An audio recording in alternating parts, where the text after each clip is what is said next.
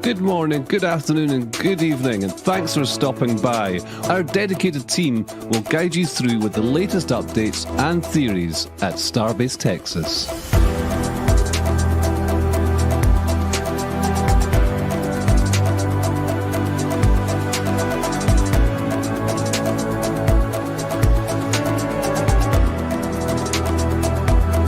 If you're new to the channel, be sure to hit the subscribe button and the bell icon for future streams.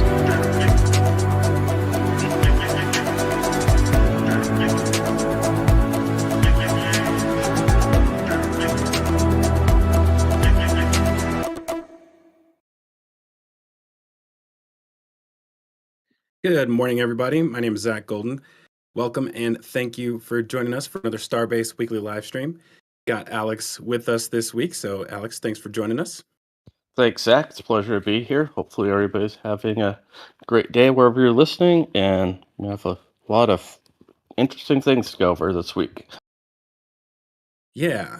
I feel like every week I'm worried that we're not going to have much to talk about, but these days it feels like there's endless amounts of things we could cover. So yeah, tons of things that we're going to talk about today, pretty much all over the site. And before we get started on that, we do have Matt handling questions for us. Hello. Happy to be here and happy to help.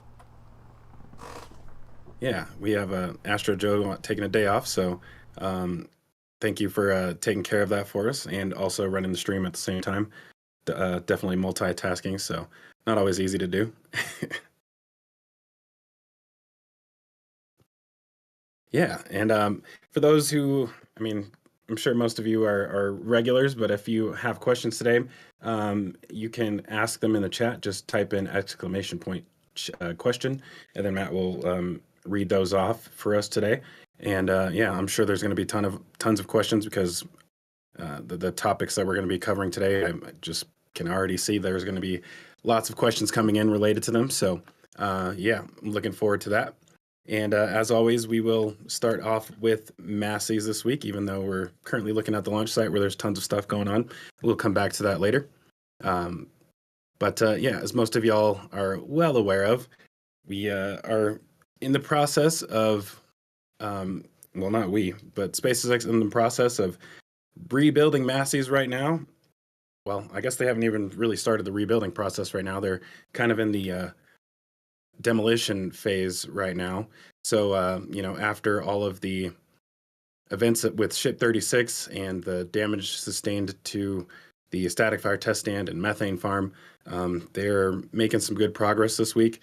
I think, last week it kind of seemed like they were taking inventory of stuff, of what exactly they needed to do, what they were going to remove versus remove and throw away versus what they're going to save. So I actually have a quick picture right here. This is from last week.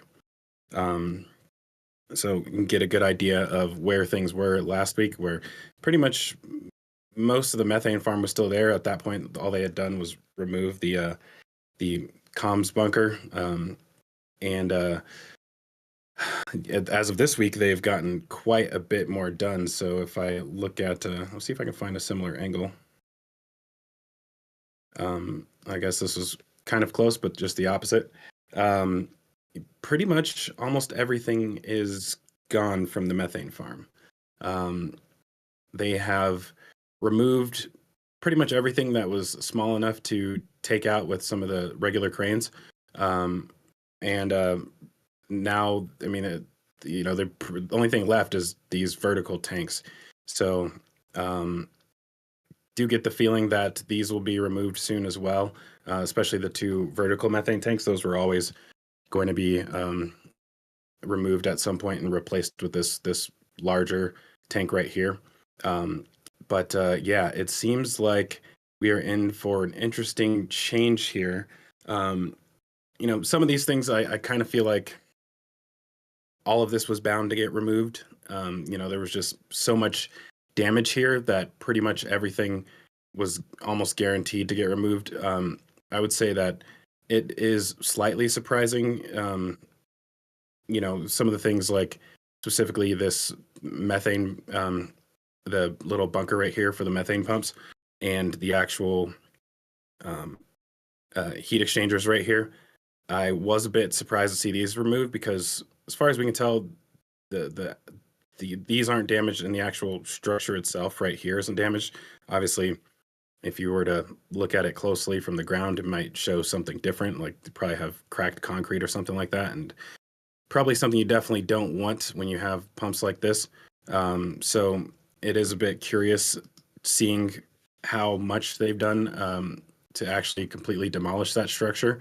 And I guess this is a sign of a complete redesign of the methane farm, which, again, probably to be expected. I guess my question now, Alex, what do you think? Do you think we're going to see them? Is it just a complete redesign, or do you think they may actually relocate it? The only place they really have room is the back parking lot. If they're going to relocate most of it, or to the left of where the new methane tank is going to be. And looking at how they redid the methane side for Pad B, I have a feeling they're going to standardize on those skids.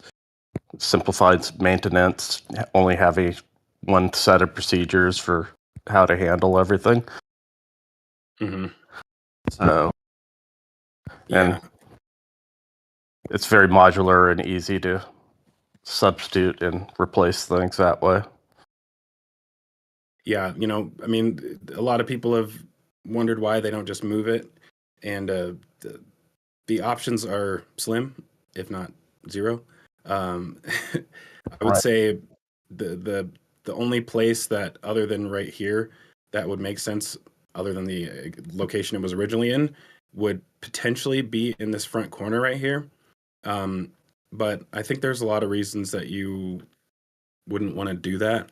Number one, it just requires far more pipe work and plumbing and routing of everything way over here. So like if you were to let's say put it in the front corner, which would kind of make sense, I guess, in a way where so at the orbital tank farm, they kind of separated all of the liquid oxygen and liquid methane commodities. But if they were to put it right here, then they would basically be back to back, which, let's say you had another event like what happened with Ship 36. If you happen to damage one of these tanks or something like that, you had a leak, then now your oxidizer and fuel sources are right next to each other, which isn't the greatest.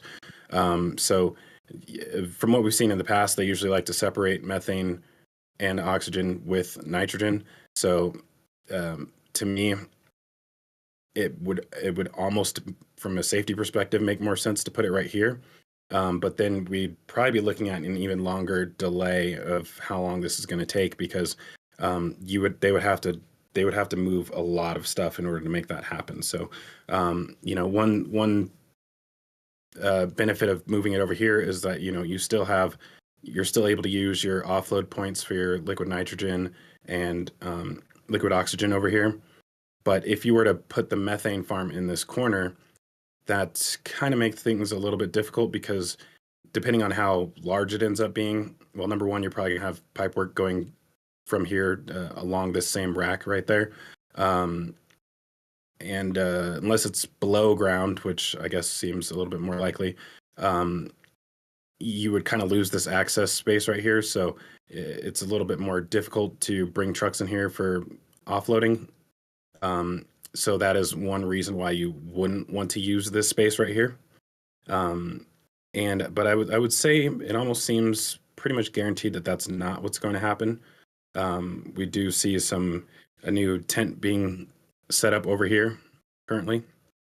So they're putting a little, I think this is basically replacing the one that was right here, if I had to guess. Right. So everything that was probably in that tent, all of that stuff is gone, but whatever they were using that tent for, they're pretty much going to be storing it here instead. And I think there are a lot of supplies that we can almost guarantee that's going to go in there. So this was actually really cool to me,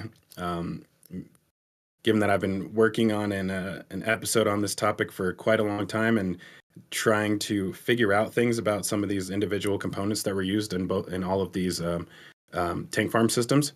And they actually removed a lot of it. Everything that was removed from the methane farm that's still usable is over in this area. So I imagine they'll probably put that under a tent at some point. Although I'm not sure how necessary it is to do that, but it just seems like that might be something they want to do. But yeah, it is interesting being able to see what is still usable. So we have one of the methane pumps over here. We have some high pressure pumps down here, which there actually is a better image of. These are really cool. Let me see if I can find it really quick. Like, I can't tell you guys how many hours I spent trying to figure out exactly what these looked like. And now we just have an excellent shot of them right here. But yeah, these are high pressure liquid pumps. And all of their gas panels and stuff, a few valve manifolds for both gas and liquid down here.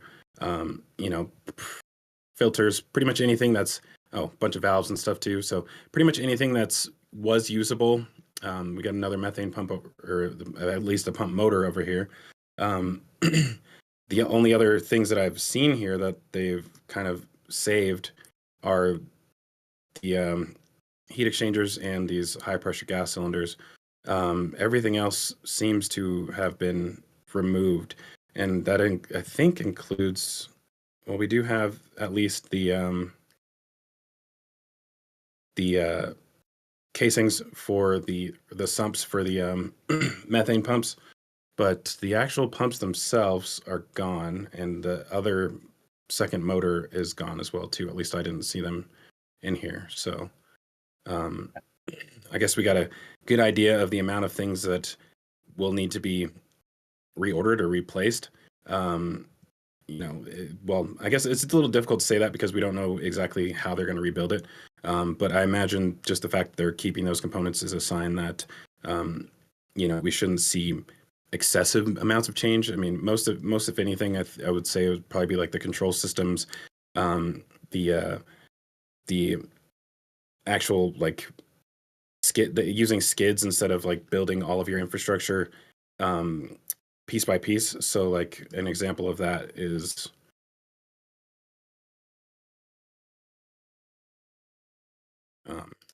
see if I can find a good angle for it. This might show it. No. Yeah, so all of this stuff down here, kind of built piece by piece in some ways. These are actually came out as like large components like this. So basically the packaging of all of these components is what I think we'll see change. Instead of having separate control panels from your actual valve manifolds, they actually come on skids, so they're all like in one integrated piece. I think things like that is what we'll probably end up seeing. So yeah, it's very interesting what's going on down there, and we also have some indications that I feel like there's a chance it will end up in the same place, just based on the fact that we're kind of seeing a lot of work to cut up the concrete here. And there was a really good just overhead shot that shows this. I don't know if this one is good for that. Nope. And while I'm looking for this, one thing I should mention that was really cool for this week. So we weren't sure how this was going to work out, but we did see last week that the TFR for Starbase had been updated, and at first it looked like it was kind of incorrect because they had changed the TFR for Massey's from 5,000 feet to 2,000 feet, and at the launch site it was changed from 10,000 feet to 5,000 feet.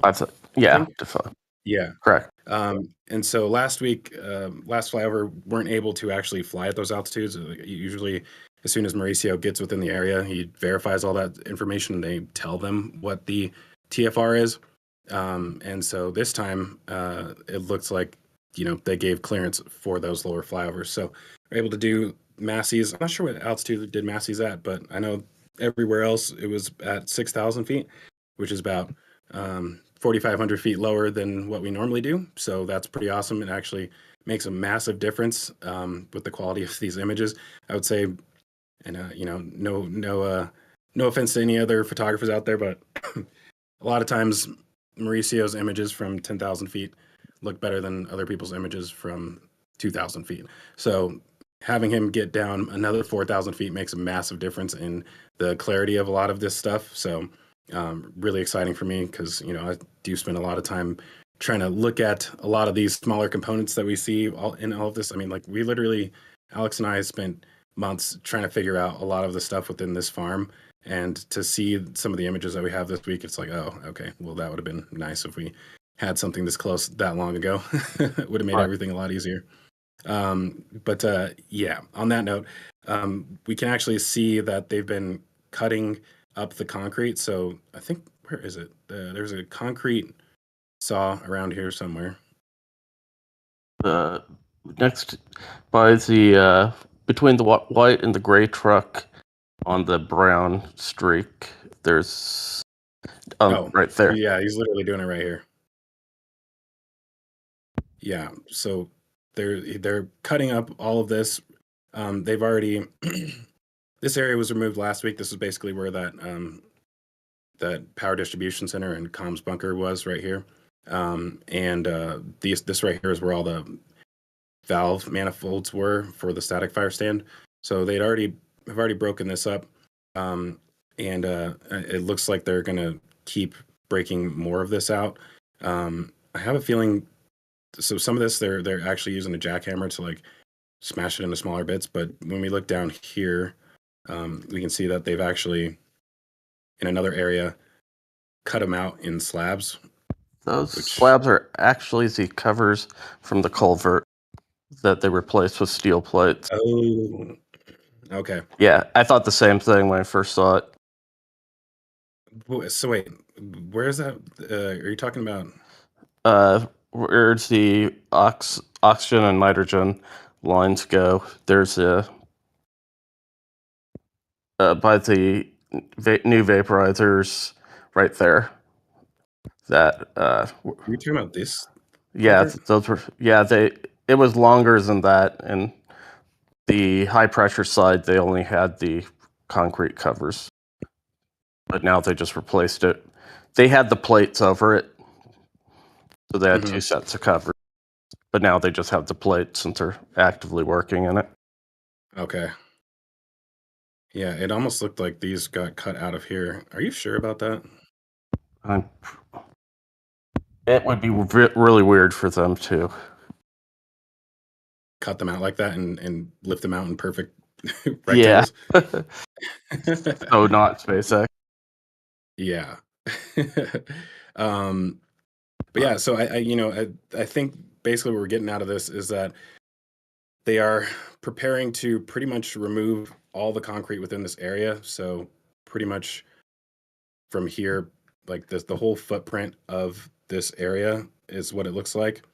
Um, so I think some of that is a bit surprising, but at the same time, not really, because you kind of want to start off with a fresh foundation, basically. And so, like with the new tank, I mean, this new tank already has a foundation for it, but anything else that they put down here, they may want to put their own um, uh, slabs down here that have like embeds or something like that for to bolting everything down to.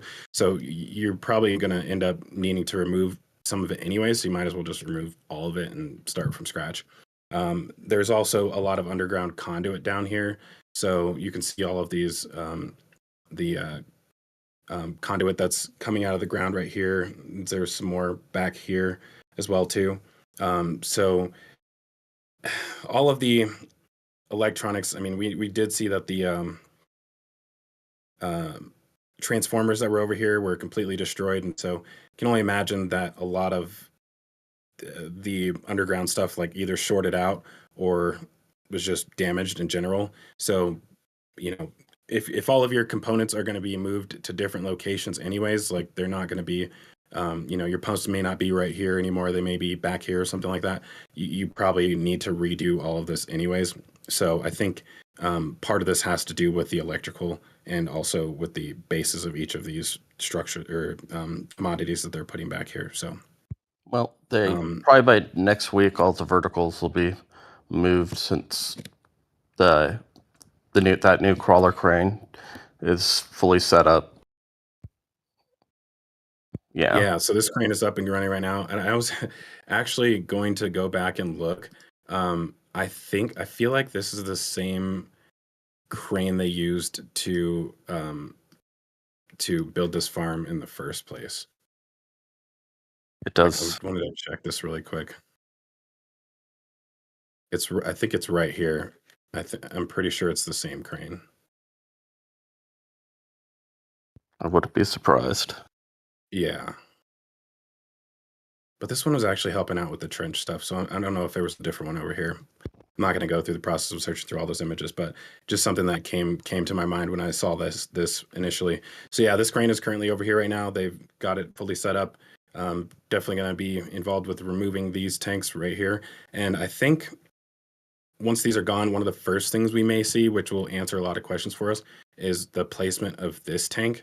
So given that they do have foundations down here for that tank already, actually, I'm not sure if they've. Okay, it's still there. It's just underneath the cribbing. So yeah, if we see them move this tank in that position, that'll answer a lot of questions for us about what we should expect to see for the rest of the farm, I would say. But yeah, I do expect that might be one of the first things they put in place, just because it's easy to get it there. So yeah, the question, I guess, will be what happens with the water farm. It's possible that they could start moving stuff from here as well too, or it's possible that they've already removed the things that are damaged. So obviously these tanks don't look the greatest, but they do have some of the pipes that were removed from underneath here are pulled out right now, but they haven't really done anything that indicates that they might remove this. So I'm not expecting that to happen, because it's actually that would be quite a lot of work to move this, because just the way the pipes for this, oops, that's not what I wanted. So the underground pipes that go down into the trench, having to extend those, if you wanted to move it way over here, that'd be kind of a pain to do that. I guess you'd just be severing the pipes right here and then adding more in and shifting it all the way over. But I can't imagine that they want to move this if they can avoid it. And if you look on the static fire stand and the tanks, there's a bunch of squares for their non-destructive test, where they stripped off the soot and paint. Oh, are you talking about on the tanks? Yeah, on the middle tank, there's 3 squares on the nose of it, Um, on the black this char. one? Yeah, yeah. Then all over the static fire stand.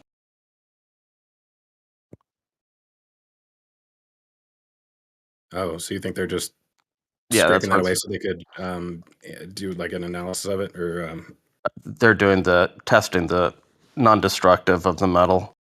They did it all. It's all over the static fire stand as well.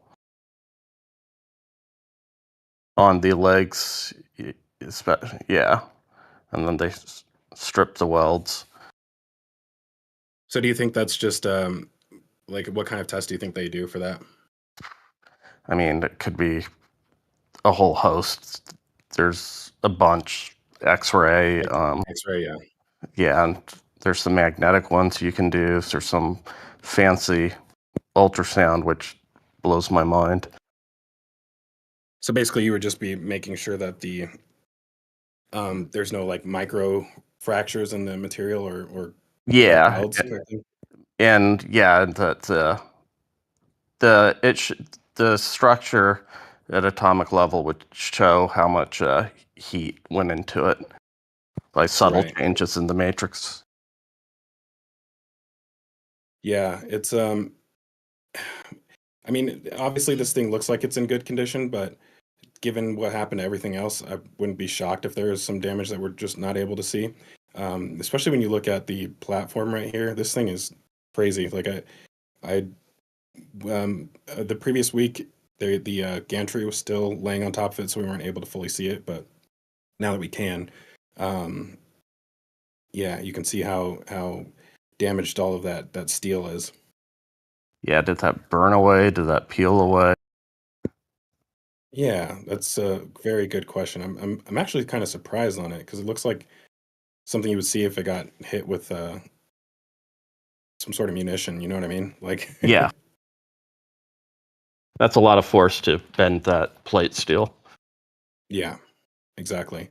And one of the big things that I've kind of been thinking about here, so the fact that they haven't moved this off of here is an interesting sign, because theoretically you should be able to attach a crane to it and just or use a crane to lift it off of this platform. Um, and then that would allow you to move the um, the roof basically over here. But given that they don't have any power to this part of the facility, well, actually, technically, they're not running power to anywhere on the site at all right now. They're actually using generators everywhere currently. I can just show that really quick in case anybody's wondering. Um, so yeah, for each one of these little comms bunkers, they have generators connected to them currently. This one has two. The one for the static fire stand has, or the cryo stations has one right here. And then I think at the front of the site where the Tesla megapacks are, they got, they had three down here last week, I think, but looks like they're down to two. So pretty much seems like they've de-energized the entire site. Um, I mean, I think I was talking to, was it you, or I think it was David who I Yeah, was talking about this last week, both of us, or I you. think. Yeah, just not wanting to work on any of this stuff while you have the high voltage energized, because they are interconnected. So on that point, I we've never one of the things we've never figured out is how they actually move this.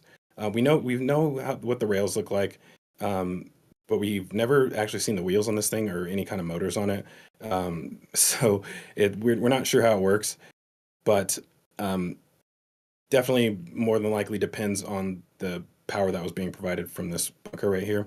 So the question, I guess, is whether this is even capable of moving, even if they did have power or not. But I imagine that one way or another, they're just not able to move it at all. So um, for that reason, they've kind of resorted to um, accessing this platform using scaffolding and all that, which honestly they probably would have ended up doing anyways. But yeah, it's a lot of questions still on what exactly has been damaged in the actual trench. So another thing we can't see unless someone were to fly in from the Mexico side is the status of the actual flame bucket. We don't know if that's damaged as well either, but I I personally would be surprised if it wasn't. Given what we see with everything else out here, like if with how much material we saw end up at the bottom of the ramp, I can only imagine that there was some damage to that. So that's going to be interesting to see if they're able to just patch it up or if they have to completely build another one. And if they do have to build another one, I imagine we might start seeing signs of that soon. So the one that they built for the orbital pad, or sorry, the original one for Massey's was built, I think, at McGregor and sent here. It was. Yeah, yeah. And then the one for the Pad B was built at Sanchez. So it'll be interesting to see. I guess NSF normally does flyovers of McGregor. So I guess hopefully during their next one, we might find out whether or not they're in the process of building another flame trench. And that'll answer a lot of questions. We may start to see some indications on what to expect down here. So I have a feeling we're going to see the entire rolling lid lifted off for better access and inspection before they'd even roll it over. yeah, for sure. Yeah, not only that, yeah, and I would imagine if they were going to remove the flame bucket, we would start to see them cut it out in pieces soon. Yeah, and just lifted out the front end. Yeah, I wonder what the progress of cleaning out the actual trenches, because we can just still see these pumps down here. They've looks like they've been actively draining this still, which is kind of wild after how long it's been. What, like 3 weeks now? So yeah, I mean, we do know that at least one of these tanks for sure got completely emptied out. We don't know what the status of these two was, but at least one of these tanks ended up fully inside of that trench. So yeah, I mean, the good news is, you know, that they're doing this, I guess, responsibly, because a lot of people would see these images and be like, "Oh, they're just dumping it into the Rio." But no, we can tell that they're bringing in trucks to actually haul off that water instead of just pumping it into the river, which you know, would raise some red flags, I guess. Yeah. And I don't know how much leak or seepage they had at the bottom of the trench normally. This is definitely well below the water table. Right.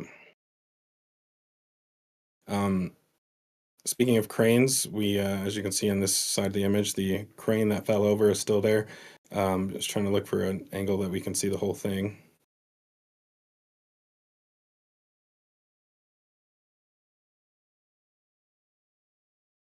Yeah. So it's still laying there. I'm guessing this was the piece that it was trying to lift right here.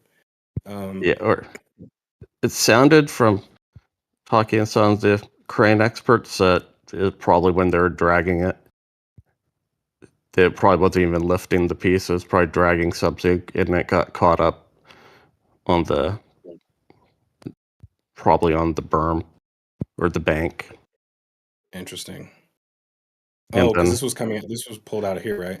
yeah, and then secondary to that, this culvert finally it melted because there's a drain directly underneath it and flooded this. out. Yeah, but that area was always suspect. But it probably had nothing to do with the crane falling over. Yeah, and you can see it's still taped off right here. So usually, at least from in my own personal experience, I guess professional experience, anytime something like this happens, they usually will not touch anything at all and leave everything exactly where it was, so that any inspections that need to be done or investigations that need to be done can take place. So sometimes those are internal investigations. That was the case with my job. We never, for some reason, never really reported a lot of accidents unless somebody got seriously injured or killed. But in this case, given the public nature of the event, I imagine there's external agencies who may be involved in investigating this as well too. So that would kind of explain why all of this stuff is still laying here currently.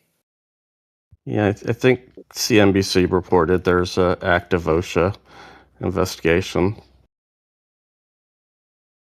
Yeah, I would say that's not too surprising. No. I guess moving over to the rest of the remains, those are pretty much the largest pieces that are still out here. A lot of it has been taken away. We can still see some uh, obvious ship components down here, but most of it has been put into or cut into smaller pieces and taken away. So imagine the junkyard in Brownsville or the scrap yard in Brownsville probably has a lot of this stuff sitting in there right now. Yeah, and they're still actively sorting it, so that's good. Be a fun place to visit right now. Yeah. um, yeah. So I mean, elsewhere they are working on other things as well too. So they did finish removing the booster QD. So they're doing this conversion over here for the V3 boosters. They've gotten most of this pipework ready. They, I think all of the new flex hoses are down here somewhere. Yeah, I Let's see think if I they're can just find them. left. Down here. Yeah, right where you're. Yeah. Yeah. So they. Oh wait, this is from last week. Um, hard to find an image with all that stuff in frame at the same time. The one downside of the lower TFR. Yeah. Yeah, so that's all of them right here. But yeah, they're doing a lot of work to get this ready for the V3 boosters. Um, we did see them in a NASA spaceflight ground shots. They were working on this QD or at least inspecting it. I think they were just making sure everything was still good here. But we should probably expect hopefully to see Ship 38 static fire or not static fire, sorry, cryo test sometime within the next few weeks. I do wonder how long that will take. We've seen them mostly focused on, at least from the views outside of the production site, it seems like they've been focusing on the tiles a lot lately. Um, but there's obviously probably some work going on the inside of Ship 38 as well too. But that's one thing we've kind of been expecting to see of them try and put a rush on is getting that cryo test done. But you know, part of doing that cryo test means um, it causes at least a 8-hour delay to everything else out here, if not longer. They typically start those tests around like 4 p.m. ish, and then they go the whole night. But this has lately been like a 24/7 operation out here. So I think they are kind of trying to find a balance between allowing this work to move as quickly as possible and also getting Ship 38 ready for static fire testing as soon as possible. And that's something I guess we'll touch on a little bit more as well once we get to the launch site, because I'm sure there'll be some questions about how they're planning to do that as far as if they're just going to do Ship 37 or try and do Ship 38 as well before Flight 10. So, yeah. But yeah, sorry, tons of work going on elsewhere. They um, are currently getting this last tank set up over here on the lock side. Um, it's actually funny that these tanks have been here, the four over here have been here for quite a long time. And as far as what I've been able to tell, they haven't been using them at all.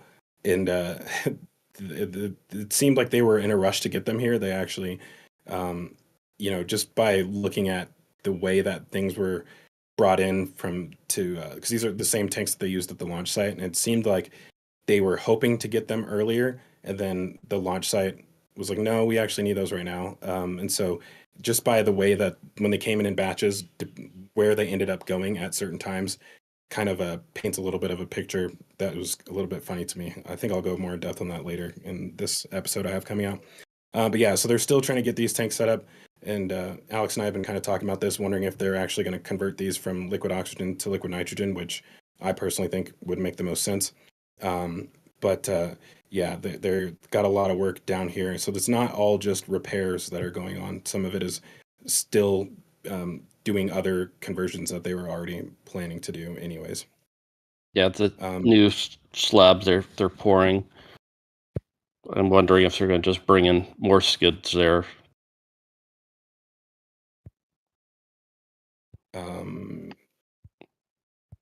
Yeah, that one was curious to me. So they did have.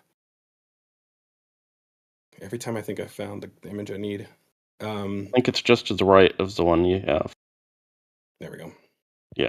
Yeah, so they did have some tents set up here. Those got destroyed. So I'm kind of been wondering if maybe they're just going to build a hardened structure, I guess, that kind of like a um, welding shop, basically, which is kind of I think what they were mostly doing down there. Um, so yeah, it's a bit curious if what they're going to end up putting down here because nothing that was here interacted with any of this stuff as far as what I was able to tell. So um, I don't think that what they lost in here affects their ability to do cryo testing. No, I think it's with part of the methane farm and the V3 ships upgrades that were in the pipeline. Yeah, for sure.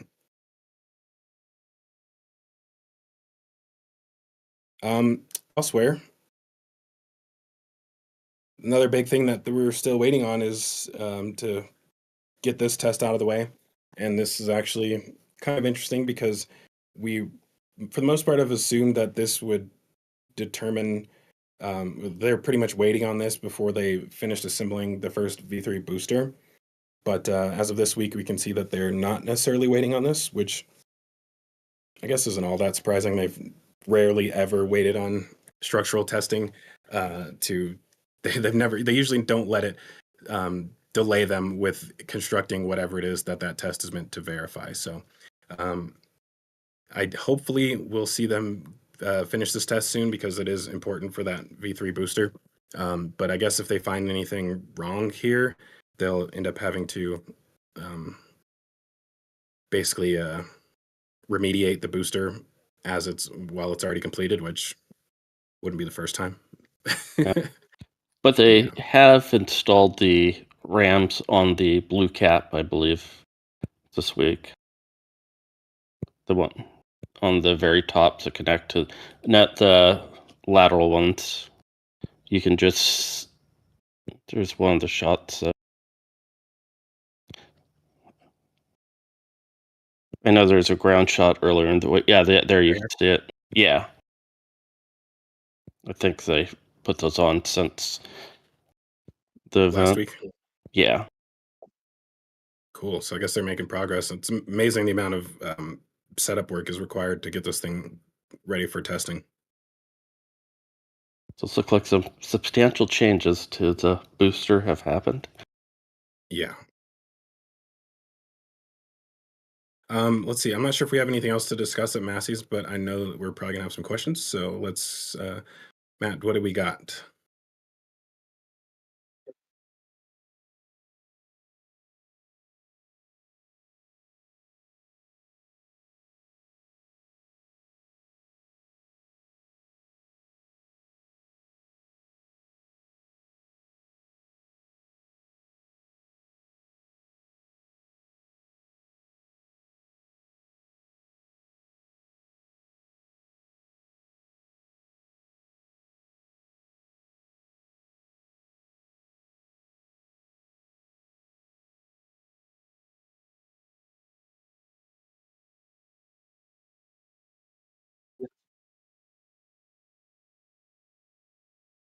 STS.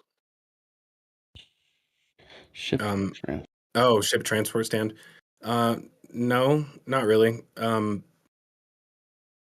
had put out a thread about that a few days before it ended up happening. I guess initially, shortly after the static or after this event, my initial thought was there was no way they would try and do something like that. But after really, I guess some questions that happen in here in the chat. I even if I think ideas are crazy, I still consider them, and I think I spent like 2-3 days thinking about it. Like, are they really that crazy?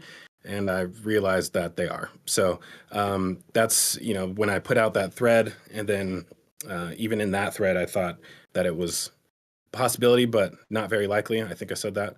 And so I can't say I was surprised by it because, I did mention it as an option, but I guess the way they've decided to go about it is a bit surprising.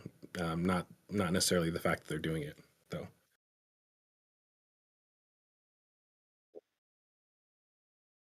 Yeah, for sure.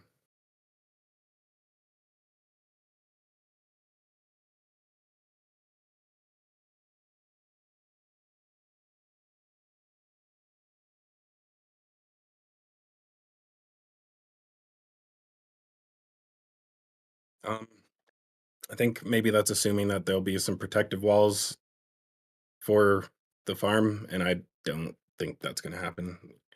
The walls would need to be like 50 meters tall in order to protect the stuff. So, Or to um, case the whole thing in a vault, which would also yeah, be. yeah.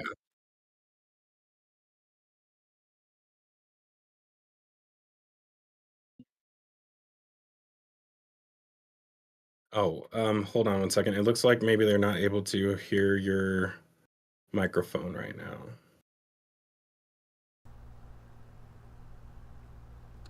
Okay, I've got it switched, so they should be able to hear me now. um, so 18.1 being damaged.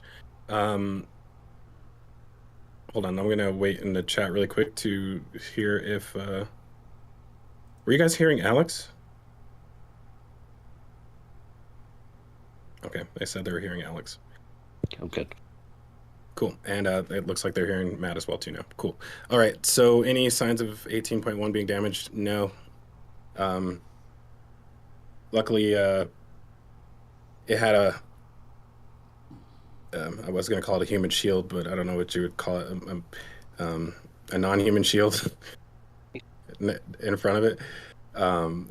So it had a crane basically in the way of any projectiles that may have gone that direction. So both the crane and 18.1 seem to be doing just fine. Perfect. Yeah, that crane was one of the first things that they validated. All right, so next question comes from Abel George Wilson. Could they just cut... Oh, no, I'm sorry. That one's for later. We'll go back to Kaus King. Could we see booster static fire areas in the long term? I mean, like they do for F9, because doing static fires on the pad could hinder launch cadence. Mm-hmm. I don't think there's room at the site for that level of infrastructure. Booster static fires here? That's what it seems like they're looking at. No. No.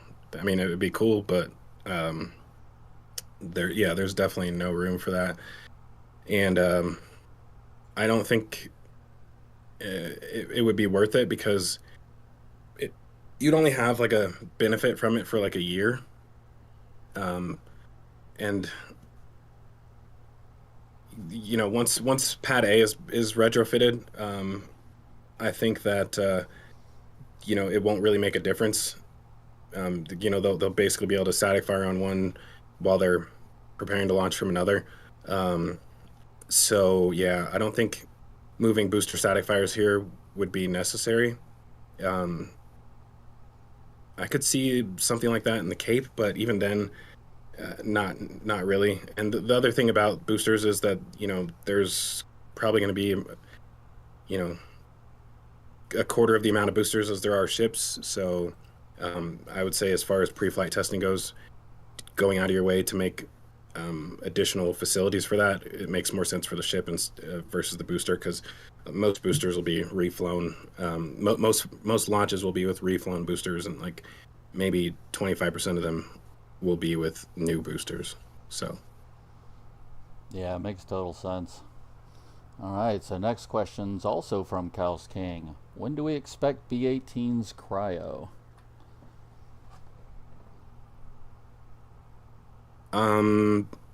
booster 18 cryo, well, difficult to say. It's not even. I think right now it's just a. Have they even stacked the methane tank? I don't think so. Yeah, it's just a LOX tank right now, and it's not. It doesn't even have the aft section yet.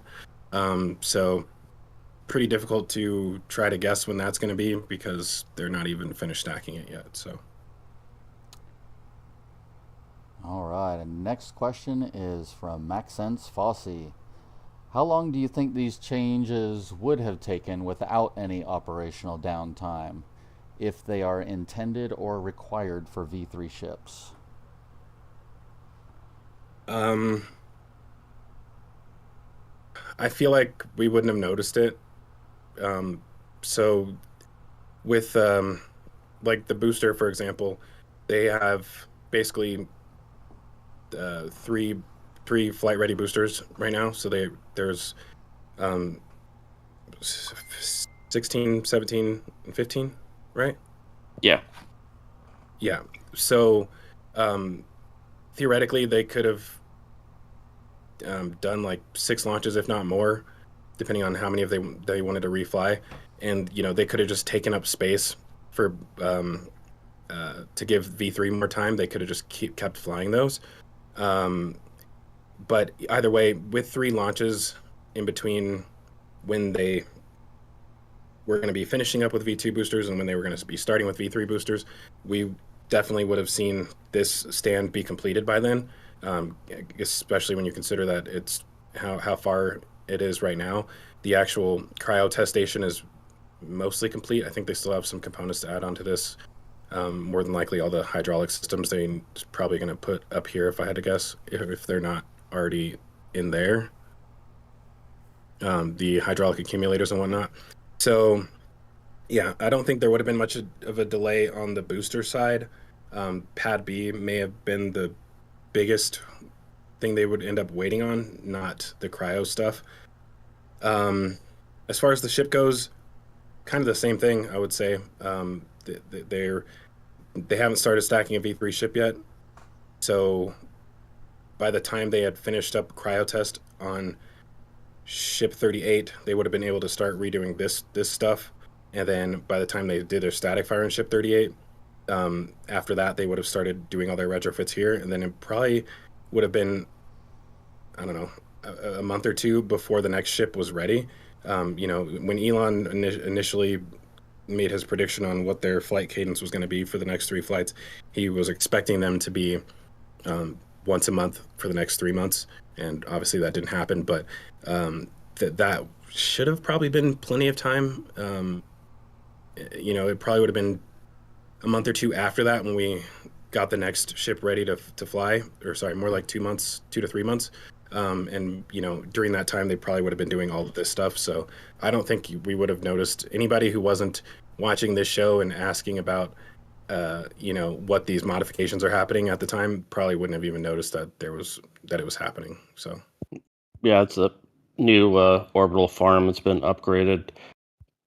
For most people, it's been between each launch. There's been pretty substantial changes, but nobody really notices except, like Zach was saying, people track all of that stuff.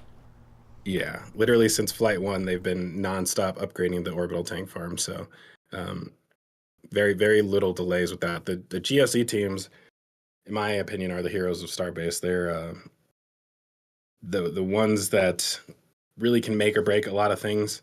I guess you could say that about pretty much every team. If the ship's not ready to go and the booster's ready to go, then somebody's always going to be the weakest link. And it's never been the GSE team, that's for sure. It's always somebody else. Infrastructure never gets credit. Exactly. Yeah. Absolutely. Cool. Any more? We do. Yeah, we have a question from Daniel Hogban.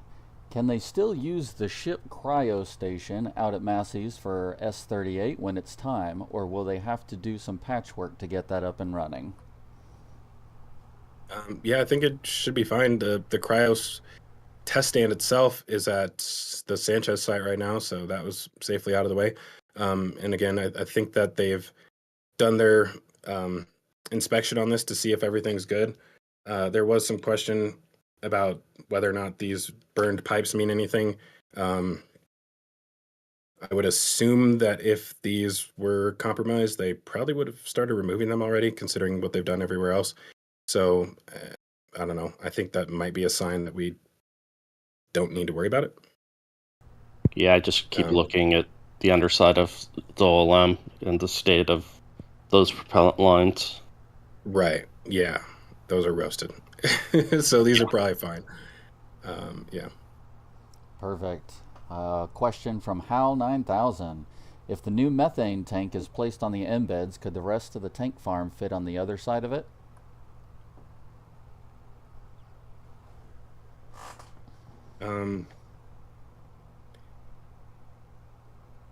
Kind of.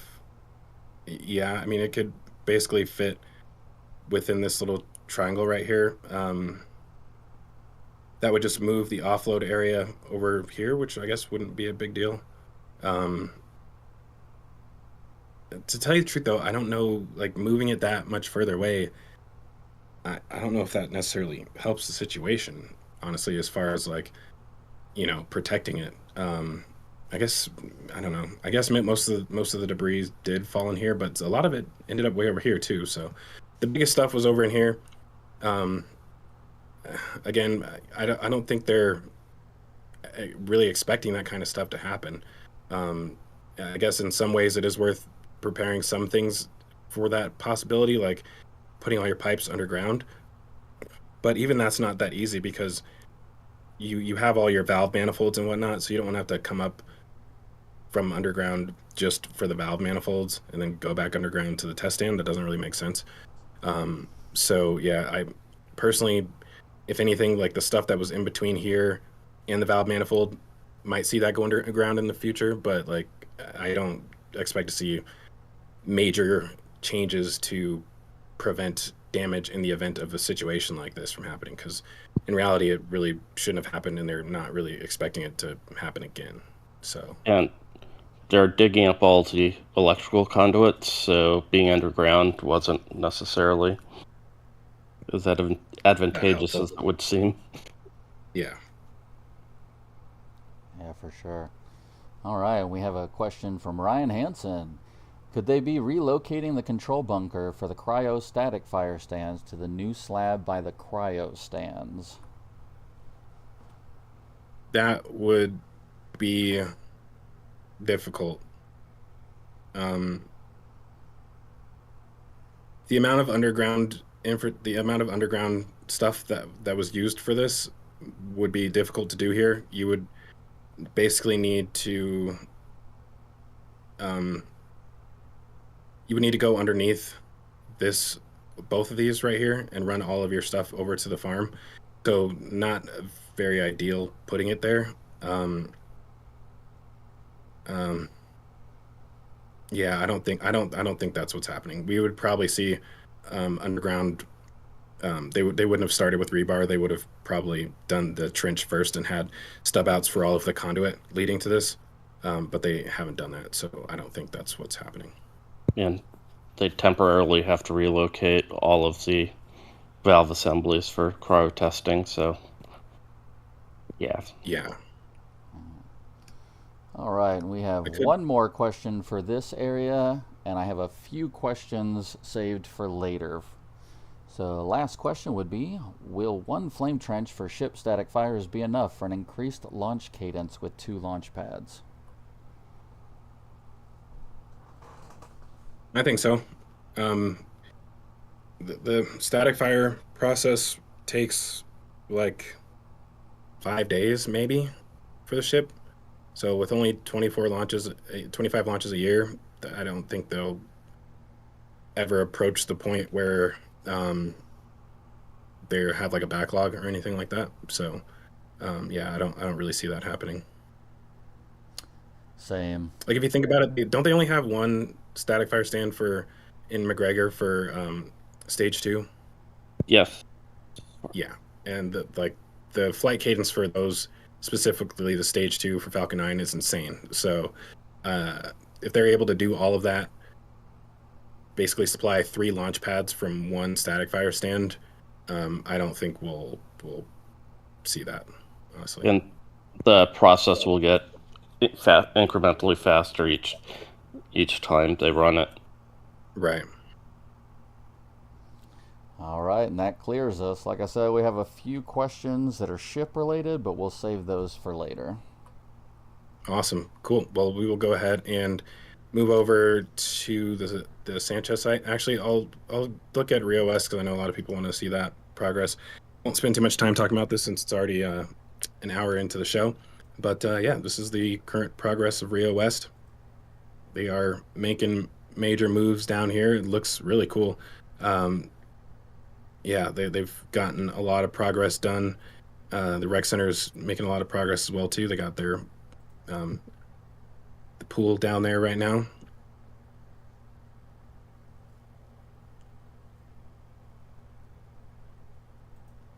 Yeah, this would be cool to live here though. They got a lot of like viewing areas on the roofs down here on all of these. So prime real estate for viewing down there. Yeah, almost a dead shot looking at the pad. Yeah. I will go ahead and move us over to Sanchez. So one of the areas that I was kind of expecting to have an uptick in work would be the ground fabrication building. A lot of the pipework related items for around the site are usually handled here. I do think a lot of this stuff will end up being potentially constructed in Florida for the anything that's related to Massey's, but anything that goes in between the skids that they prefab in Florida will be made here. So one of those things that I'll probably keep my eye on to just see if we end up seeing pipes stacked up out here. I think most of the stuff that we're seeing down here currently is for the orbital site. But yeah, tons of things being pumped out of this building that end up going to the orbital pad. Yeah, the two pipes that you were just at are for another deluge tank with a top manifold. Mm-hmm. Oh, the ones that are, yeah, I gotcha. Yeah. And then to the right's one of the gas generators. Wait, what? Yeah, a little bit right there, right by sitting. Yep. Oh, nice. I got a spare one down there. Cool. Well, I guess it's not a spare. Right.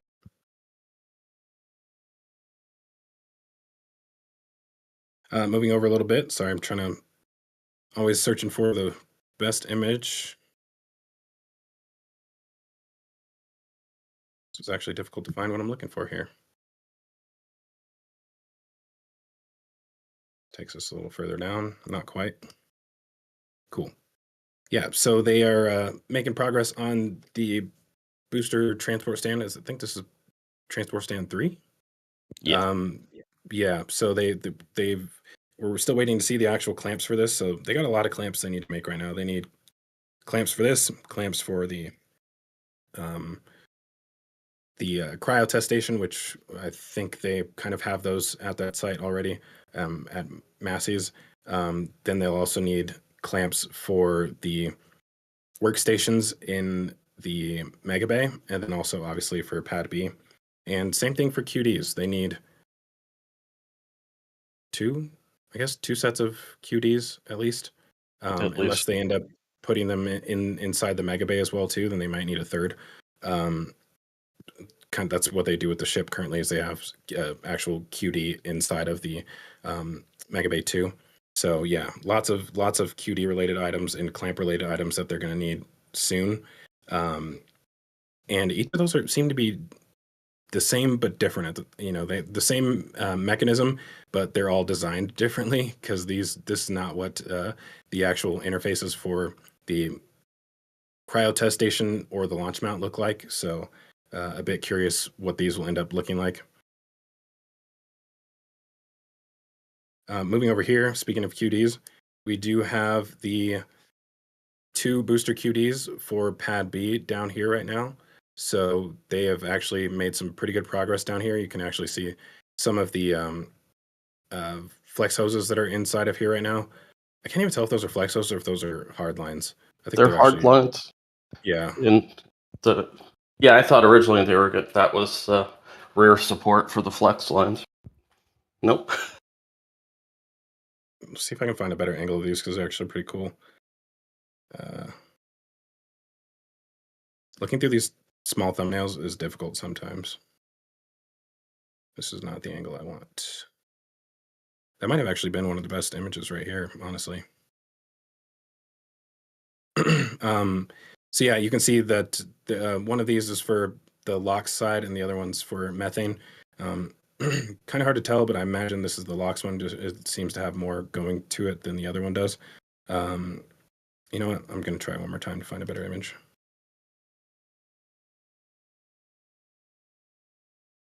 So close. Right.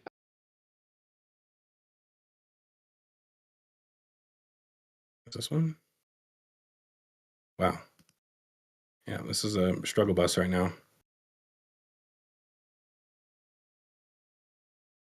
I don't know if even this one is far enough down. I guess it is, yeah. So we can see, yeah, the larger pipe, I think, in here is the main fill drain, and then there should be a smaller one in both of them, actually. So there's a large pipe, medium, and then all the smaller ones. So we actually, and this is something that Alex was finally able to confirm this week. We've been thinking about it for a long time, but we have been able to basically verify for the most part that they will be doing Raptor chill collection through the QD. So same thing as on the methane side, they have a methane bleed line.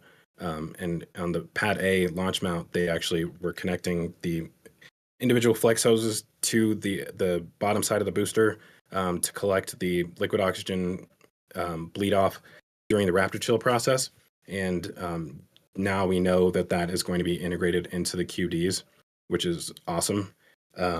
So we won't actually, I think it'll be very difficult to tell when it's happening. Unlike the current launch mount, like where you can actually see when the Raptor chill begins, I don't think we'll be able to tell when they start this. Now it's going to be vented to the big box fan. Or collected, yeah. Yeah. Yeah. So the other cool thing down here is we can see the QD interface plates right here. And you know, I'm wondering if that is fully the actual interface or if these are just if the pipes or the hoses will pass through here. But I imagine that probably is the actual interface plate itself that goes on the front. But you can see 3 holes on this one. I'm guessing that's the methane side, and then this one can't really see all of them on there, but looks similar. Probably has a few more holes in it if I had to guess. Yeah. But these are pretty cool though. When you put them together, they're about the same size as a regular booster QD, but honestly, they're slightly smaller. So the flow rate of everything is going to be higher, which is interesting, but the actual physical package itself is a bit smaller. So pretty cool the way they've done that. We can see the doors down here for the QD, each of the QDs. These are, I don't think completed yet. I imagine they'll put caps on these. They've learned from what they did with Pad A. But yeah, all of the flex hoses that will be used for these, I think, are on this trailer as well too. So really making some progress with this. I imagine it probably won't be too much longer before we see them actually install this on the launch mount. If I had to guess, maybe my next flyover. Pretty fair assessment, I think. Yeah.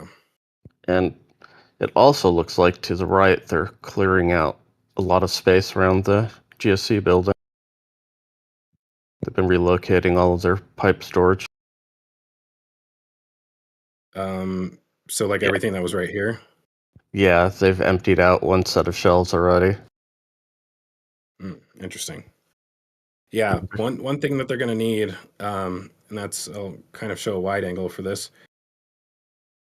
So obviously with the Giga Bay construction going on, they currently do not have space to build those sections for the each module for the walls for the building. So we're going to need to see something cleared up here soon in order for them to have room for that. So the question is where that's going to be. I was expecting that we might start seeing that by now, but I don't know. Maybe it will be at least another month before they need to actually have that ready to go, because the process of drilling all of the CFA piles for that, which we'll get to in a second, is going to take quite a long time. But yeah, I'm curious if we're going to actually see those modules built here, or if they will build them at the Port of Brownsville. So unfortunately, we didn't have enough images of the port this week to actually search for a potential location for that, but it is possible that'll end up happening. They have the lot by the bypass road where they stored all the tanks is actually SpaceX's. Do you know which one that is? Because I was looking at it earlier, and oops, that's not the right one. Do I not have that up here? Give me 1 second.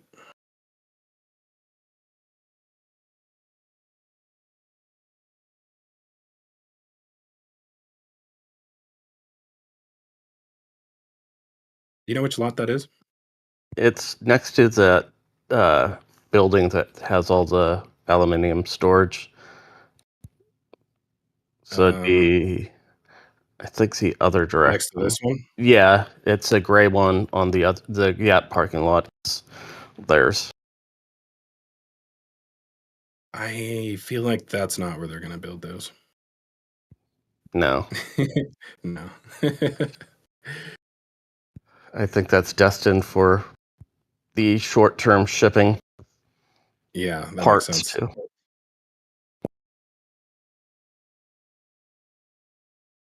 So elsewhere at Massey's, there are some other cool things going on down here. There's a interesting structure. The amount of things, like usually when they build these things, for the most part, we're able to like at least get an idea of what they're being used for. These stands down here are very curious because we have no idea. But what we can say is that they've started stacking them this week. These are pretty interesting. So they're multi-level stands. Unsure how many levels there will be, possibly at least 2, possibly 3, maybe even more. But the way these work is actually, you can see the edges folded up right here, and then these ones fold up as well too. So pretty much all of them fold up.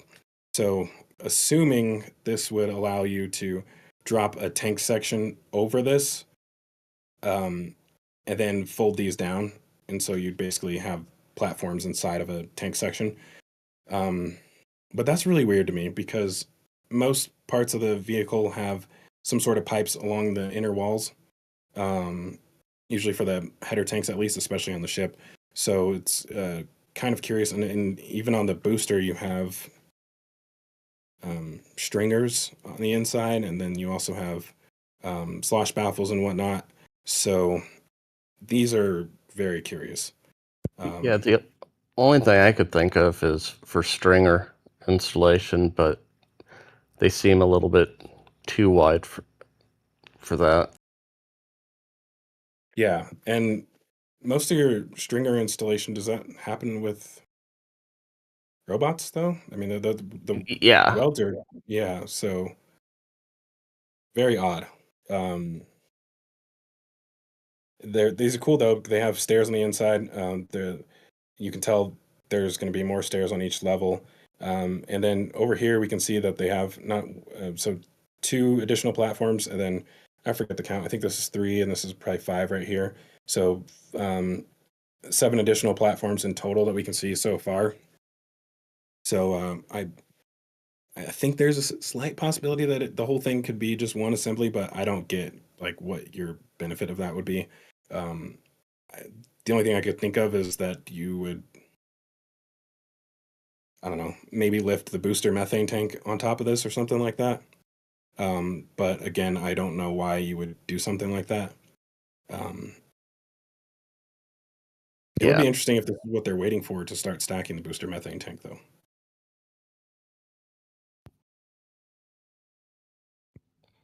That large downcomer is finally in place. Yeah, we'll get to that when we get to the build site. The ship, there's another ship work platform which is going into Mega Bay 2.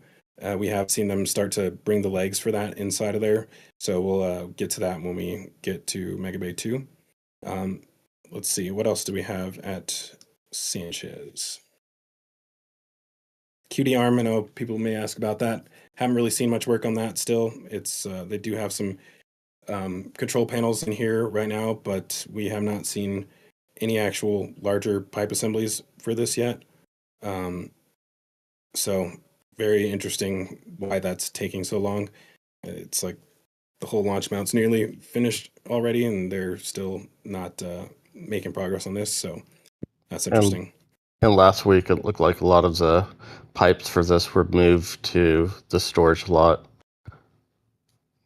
Yeah, I did time. see that actually. I don't think we have images of the storage lot this week. I didn't see any. Yeah, I don't think we have any.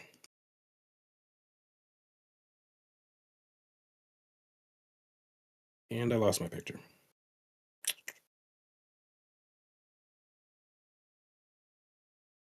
So one thing that it was interesting though near here is we do see some pipe work that's most likely related to additional deluge systems. So we do have obviously the plate on top of the launch mount, the flame bucket underneath it, and given the holes that are in these, we see some more holes down here on this one. These are most likely going to be part of that deluge system as well too. Alex, you had some thoughts on what they may be, where these may be located? I thought potentially on the roof of the bunker where it transitions from the pad deck and or the QD hoods, especially from what happens at pad A. Armoring up, Yeah. sort of like the flame deflector, wouldn't be the worst idea. Right. Yeah, the 90-degree turn on this was confusing to me because there's very few 90s in that pad.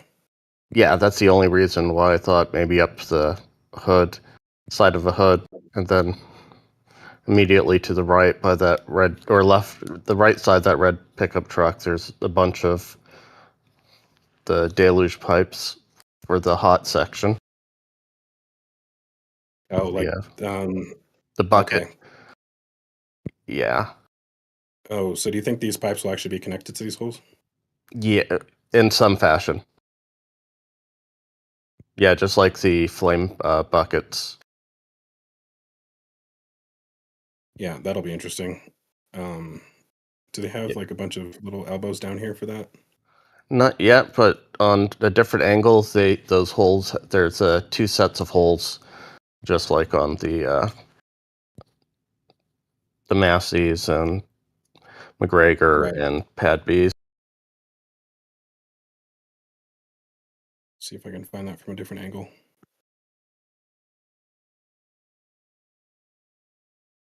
Almost.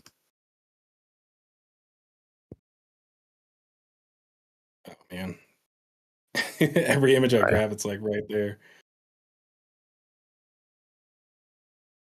There we go. Yeah. So yeah, you can see holes on multiple sides of these. I guess they are, yeah, about the size of for the pipes. Interesting. Yeah, it's very curious. Yeah, this deluge system is going to be insane. And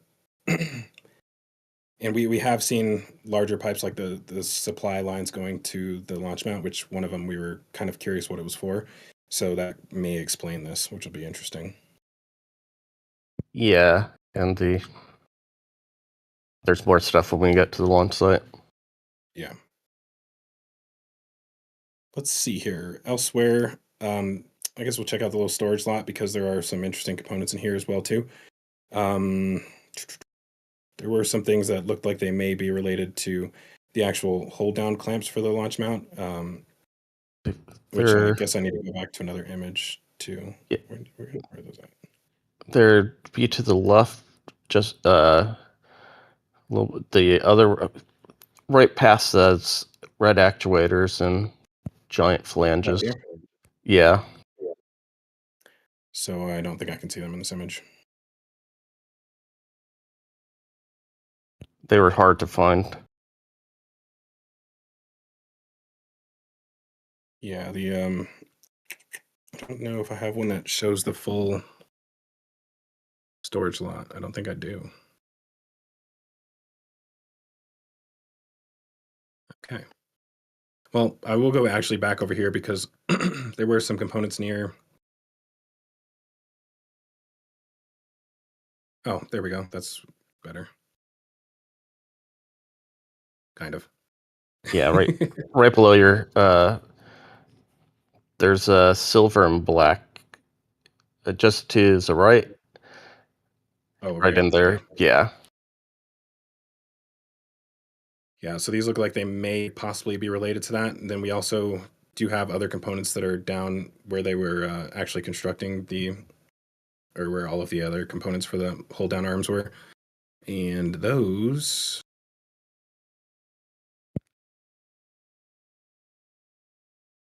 Where'd they go? I think they're Oh, right here. Yeah, so we have some linkages right here, which are related possibly to that. And this piece right here looks similar to the one that was over there by the. that looks like the one they put in between inside the clamp arms. Oh, okay. The ones that are already inside there right now. Yeah. Okay. Yeah, we'll take a better look at those when we get to the actual launch site. I guess let's see if we have anything else at Massey's that we need to touch on, or if I should go over to the build site. I guess we can take a look down here really quick. So they have finished the road that's going, or not finished it all the way, but they're getting close. Actually, it seems like they're done with it. So basically, over the last few times boosters have moved, they've had to go through Sanchez to get to Highway 4. But now that this road is complete, they should more than likely start passing through here instead. So this road seems to be made for that purpose. Obviously, they do need to be able to get in and out of the parking garage, but they had to redo this in order to make it wider and also add drainage and reinforce the ground underneath it in order for those heavy boosters and whatnot to pass over it. So yeah, and it looks like they're still widening it right here. I can't tell if that's just the entrance to this or if they're gonna. I'm pretty sure they're gonna go all the way to the edge right here. I think they are. Maybe? Because that drainage culvert right there looks like it's level with the road surface. Right. Yeah, it would only make sense for them to do that. But yeah, so down here, they did remove one of the ship cryo stands, or not cryo stands. The Storage. what do we call these? Yeah. um, sorry about that. Yeah, so the basically the storage sites for one of the ships, they had one right in here, and they dug that out. And I don't know if that was just related to the drainage. It might be because I think it basically comes through here. Oh yeah, you can actually see the outlet of it right there. So I think they probably removed that so they can finish the drainage work. Not sure if they'll ever put it back though, because I don't know if they're still their plan or not, but Elon did mention that they were going to move the rocket garden over to closer to the front of the Sanchez site. I don't know if they'll actually end up doing that. I just can't see it, but yeah, that'll be interesting to see if they actually do it. But yeah, we do have the. Oh, sorry, go ahead. I think their drainage is going to turn the corner because there's that very large culvert that showed up that's hiding right behind ship 20.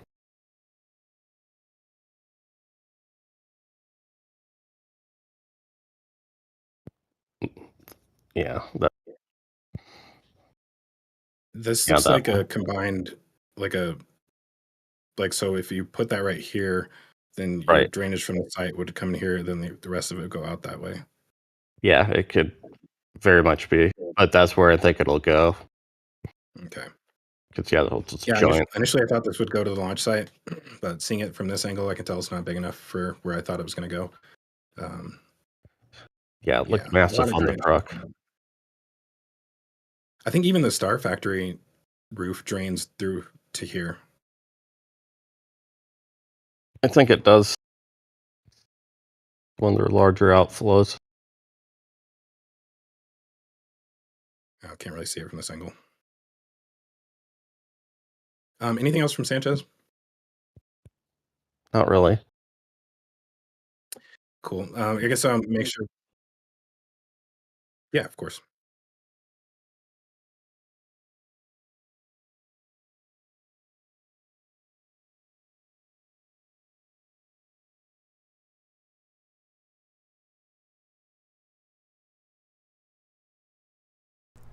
We have Los Osos Bob that sent $10 with a thank you sticker. So thank you guys for that. Now, as far as questions, we have, would the Crane Man asks, would the ship QD arm installation free up enough space for Gigabay section construction?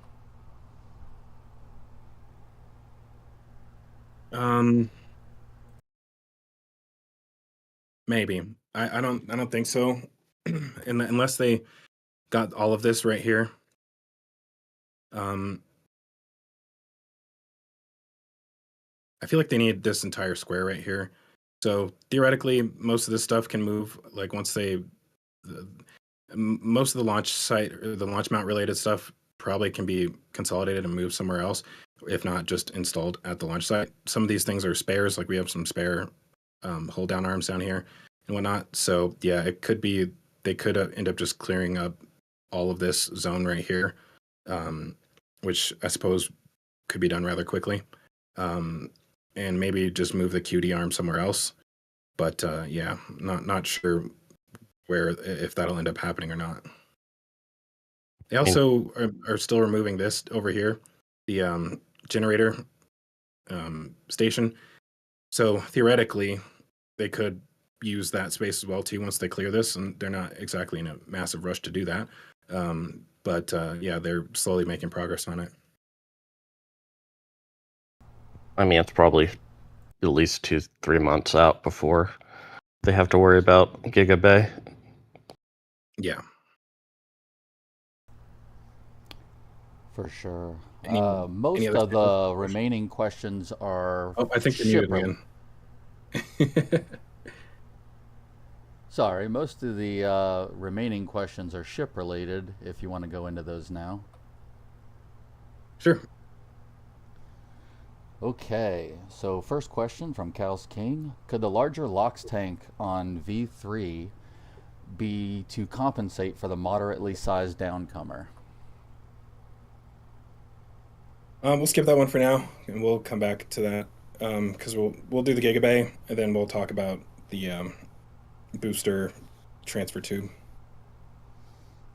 All right. Are all of them related to that? Most of them seem to be pretty much all kind of like ship and booster related. Okay, yeah. Let's just hold off on those for a few minutes, and then we'll come right back to them. Sounds good. Cool. So we do have lots of progress on the Gigabay this week. Unfortunately, we don't have an angle looking straight down on it, and that Mauricio's sister did the flyover this week. Did a fantastic job getting these images. Literally, one of the only areas that we don't have clean shots looking straight down on it is the Gigabay. We do have some shots that kind of show some of the piles that they've done so far.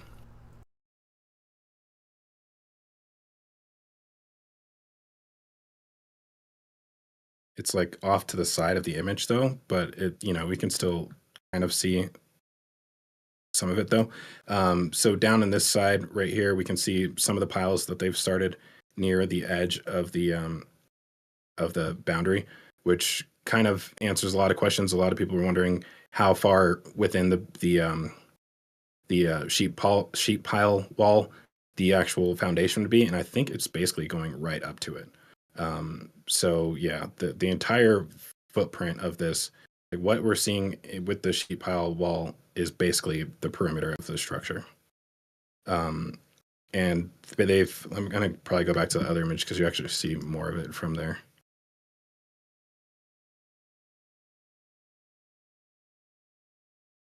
And even this one might be good if it looks high enough up. No, that one.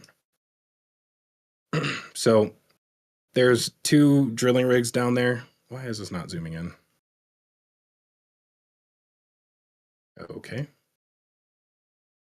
Let me try something really quick. I love it when it does this. Sometimes it just stops letting me zoom on images. So give me a second.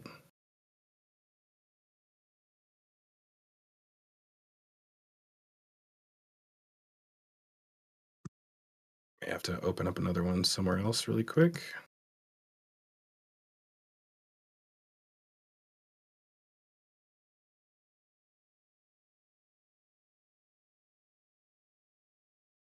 Okay, we can zoom there. Maybe we can zoom here now. There we go. Cool. So yeah, off to the side here, we can't really see the edge against the Star Factory, but like I said, you can see some of the piles down in this area. So for the most part, they are. I thought they did 2 rows of them already. I think we're seeing the second row. Right here, where it's at. No, right at the very edge of frame. Oh, okay. I thought they did some down here as well too, though. But maybe that was just them moving out of the way of other things that were happening. But yeah, so they basically, you can't really just do all of them in one area at the same time. Like you have to move up and down the wall and like do them in a pattern essentially. So like if you have like eight in a row down here, you have to do 1 and then skip down here and then do each zone and then come back and do the second part of that zone. What is going on with my mouse? Yeah, so they'll basically do patterns all the way down, come back, and then do the second one, second one, second one, and then the third one, third one, third one. So that's basically what they're doing is working down, skipping over each one to do those. So it basically gives time for the concrete to harden a little bit before they start drilling right next to the other pile. So yeah, they do have two CFA drilling rigs down here.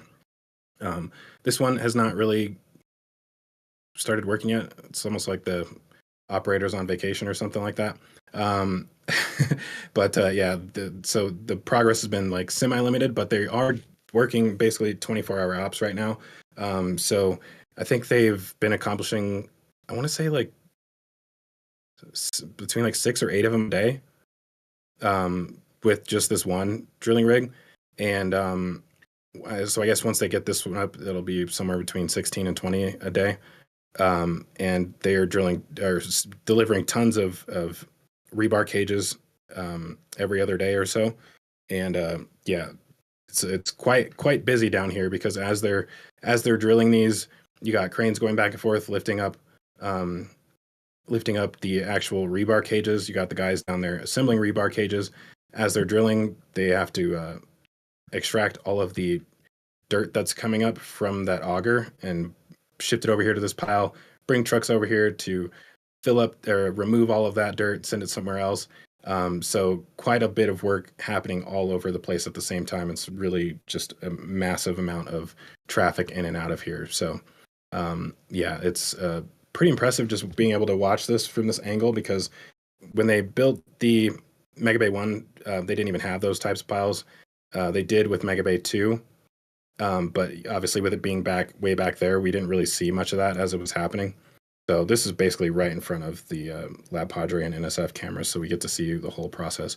It does make some people upset because, it obviously is right in the way of everything that's happening over here with the mega bays.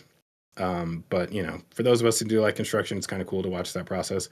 And we're going to have quite a lot of that because I think BJ did a count last week. I don't know how confident he was in that count, but what he did estimate was about 850 piles. So I guess if you do 850 divided by, let's just call it 20, so that'd be 42 days to finish that.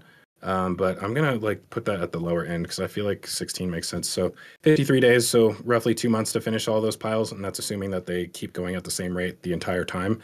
But yeah, I think somewhere between 2 to 3 months makes sense to me. And then after that, there's just a ton more work that's going to be happening with the actual excavation and concrete work. And it'll be curious to see whether or not they since they're doing this in sections right here, theoretically they could finish this entire, let's call this a quad right here.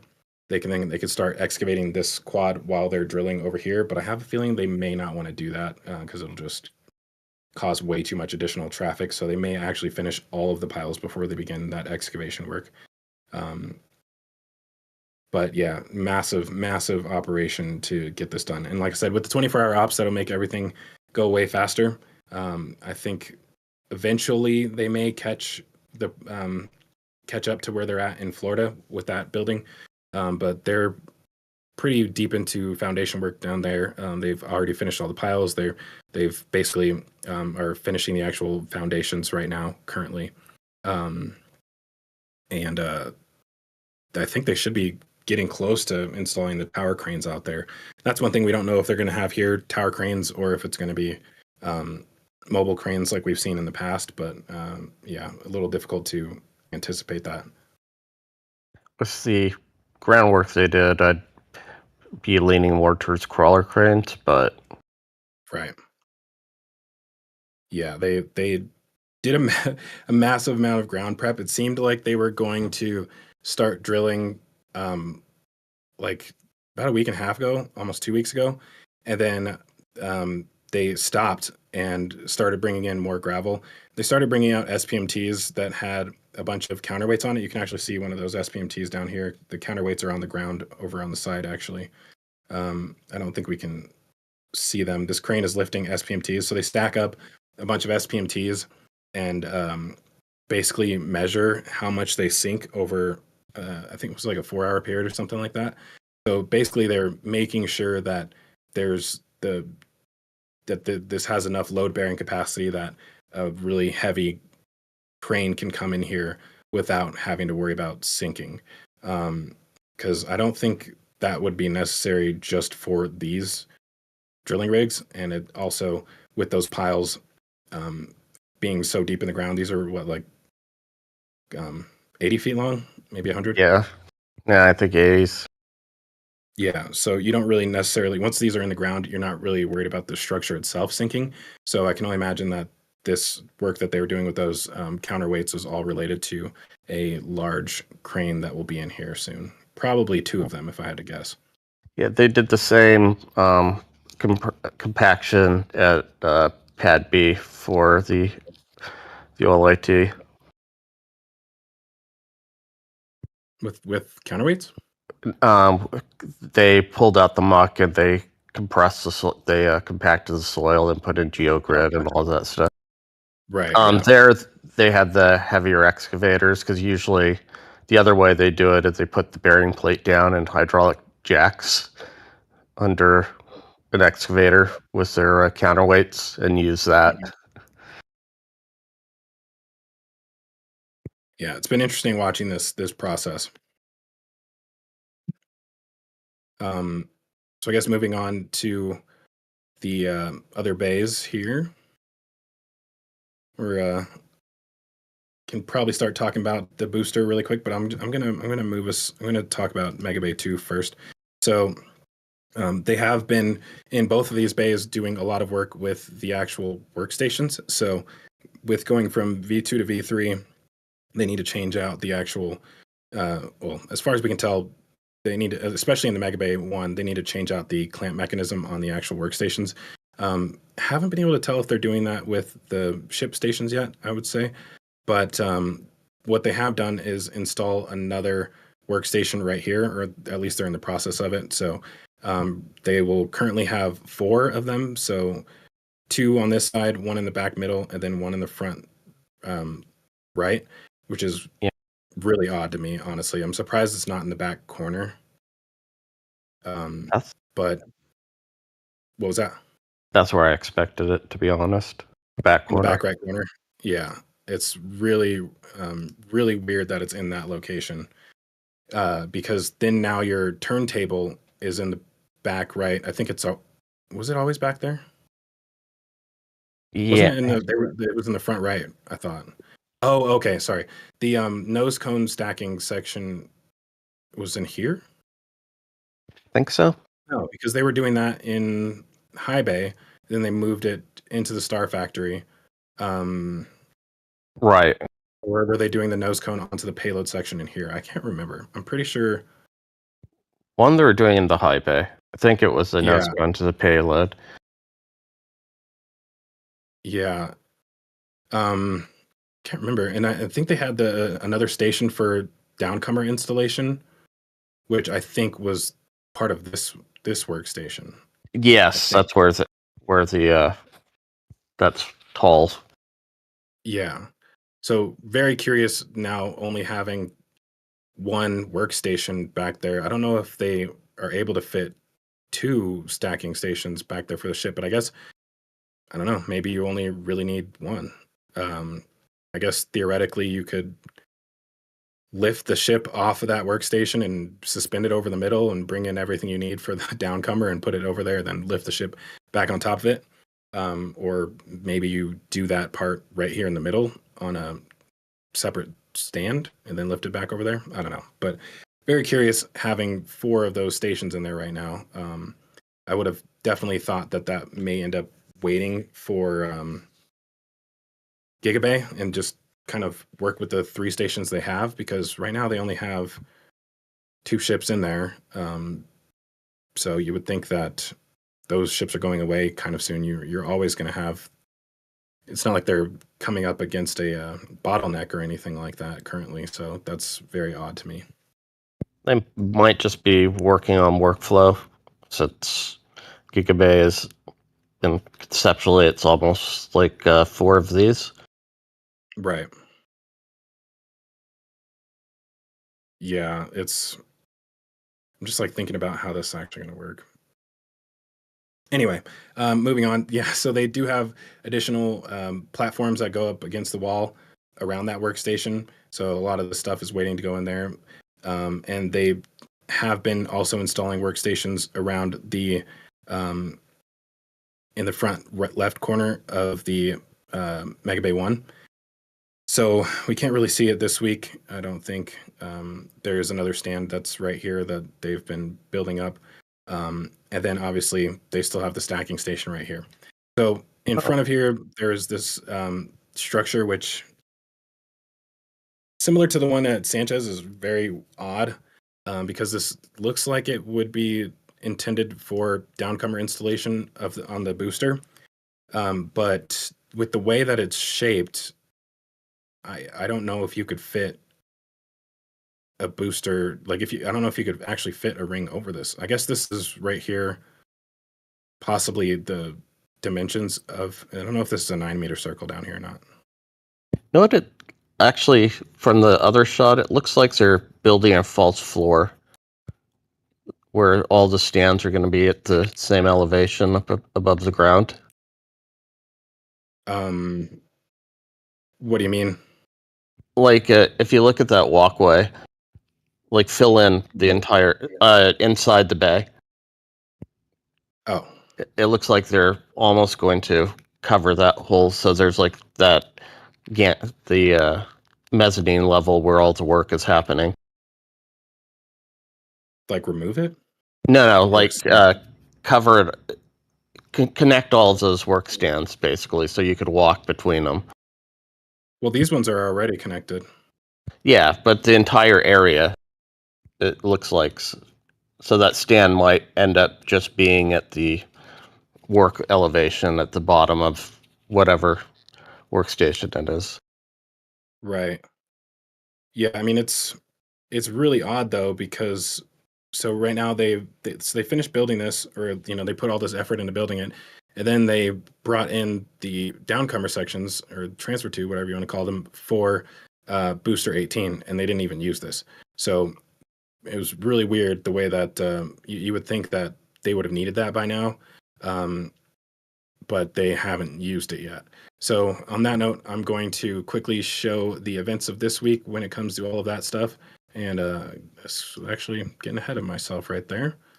I do have a video right here. So so basically 2 separate components have gone into the Mega Bay. This one was on the 11th of June.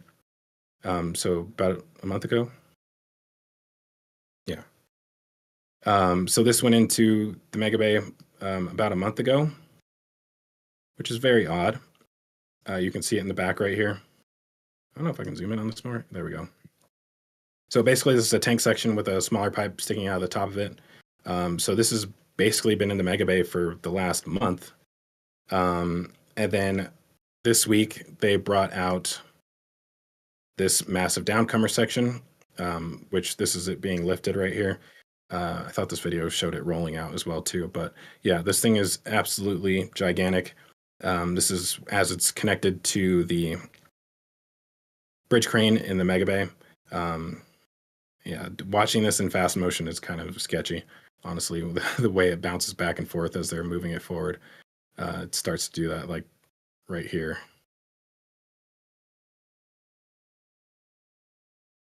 All I know is I wouldn't want to be standing behind this, but I'm imagining it probably wasn't moving anywhere near as fast as it looks like it is. But still. So it was really cool because SpaceX did post some shots of it later, which we kind of saw coming because they had a drone out there. I don't think they actually posted any of the drone shots yet, but I think we will end up seeing, actually, one of these may be a drone shot. This one is probably, no, I think this is on top of one of the, can't tell. I can't tell if this is a drone shot or if it's the new workstation or the new platform that's up there. But yeah, so they did post all these cool images, and first I'll read what their comment was on this. So, installing the redesigned fuel transfer tube into the first next generation Super Heavy booster, roughly the same size as the first stage of a Falcon 9 rocket. The new transfer tube is responsible for channeling cryogenic fuel from Super Heavy's main tank to its 33 Raptor engines and will enable faster and more reliable flip maneuvers and the ability for simultaneous engine startup. So I would say this statement caused a little bit of confusion because of the two components that we've seen go in there so far. So number one, we're assuming the one that went in there a month ago is still in there, and probably at the bottom of the LOX tank currently, like down in here. We're kind of assuming that's where it's at. But a lot of things happen inside of here that we're not able to see. So for one, the door of the Mega Bay is always closed. So, if the cranes are lifting the whole LOX tank off so they can move something else in there or lifting something through the top of the LOX tank, we're not able to see it. So we have no idea where that other component is. But we do know that this one was lifted in through the top of the LOX tank, through the common dome, which is pretty cool. They're kind of limited here on the actual overhead space that they have available because the V3 boosters are a little bit taller than the previous generation. And I think at least like 10 ring sections worth of this was already inside of the tank. So I'm not sure how much longer this could be and still be able to actually install it. But yeah, so a lot of questions have been surrounded this because of the way that they worded it, with it being referred to as basically only mentioning the fuel side and not talking about anything related to an actual LOX header tank. So there is some question whether or not there's a pipe inside of this pipe or if it's just one huge basically landing or header tank only for methane. And so I forgot to ask Ryan before the show to send me what he had on this. But there, I did see this post that kind of shows the ideas so far, the three options for what's happening here. So there potentially is a pipe going all the way up to the top, which would make basically a downcomer within a landing tank all the way up to the top. The other option is that that pipe that goes up there doesn't necessarily go all the way to the top, but kind of stops and creates a methane sump, and then your LOX landing tank underneath there. And then that third option is basically a just massive transfer tube for methane all the way to the bottom. This option would require a separate landing tank, like on the wall somewhere, which possibly could be that other section we've seen. I was kind of stuck on that for a while earlier this week, but after looking at some of the renders that Nick has done, Chameleon Circuit, I'm kind of changed my opinion on that, but I think something like this is what we're seeing right here. It basically increases the height of the landing tank for the liquid oxygen, and then you're kind of creating like a sump for the methane, which is curious. I think this makes more sense based on what they said here. But just after thinking about it more, I'm not sure if it's actually reasonable to do that. But their goal is basically to enable them to ignite engines faster, and that in itself is a bit ambiguous because we don't know if they're talking about initial startup or if they're just talking about boost back, because those are two very different requirements. If you're trying to start 33 engines at liftoff, all at the same time, then you probably need something like this in order to do that. But if you're only trying to do 13 or 10 engines during boost back all at the same time, then a smaller pipe would handle that. So it's really about like acceleration, I guess, of your fluid column. So like if you were to start in the regular downcomer right now, if you were to ignite all 33 engines at the same time, your fluid would basically go from 0 velocity to basically maximum velocity all at once. And you would suck down that column so fast that you'd probably actually create a cavitation bubble, or want to create a cavitation bubble as you're sucking that fluid down. So that could either collapse the downcomer or just cause a cavitation bubble. So instead, you ignite them in groups in order to allow that fluid column to start moving. So you're kind of accelerating gradually with the velocity of the fluid column instead of just 0 to 100. So with a design like this, I don't think you could pull that off. But like I said, I think you could do that with the 10 engines during boost back. And also theoretically, another goal for this would be to allow you to shut down all the outer 20 engines at the same time. So instead of doing them in groups like we've seen, ideally you would shut down 30 engines all at once. But doing that in the current design would cause a massive water hammer, and the booster would basically destroy itself immediately. If you shut down 30 engines at the same time, it would explode. So something like this would enable you to shut down 30 engines at the same time.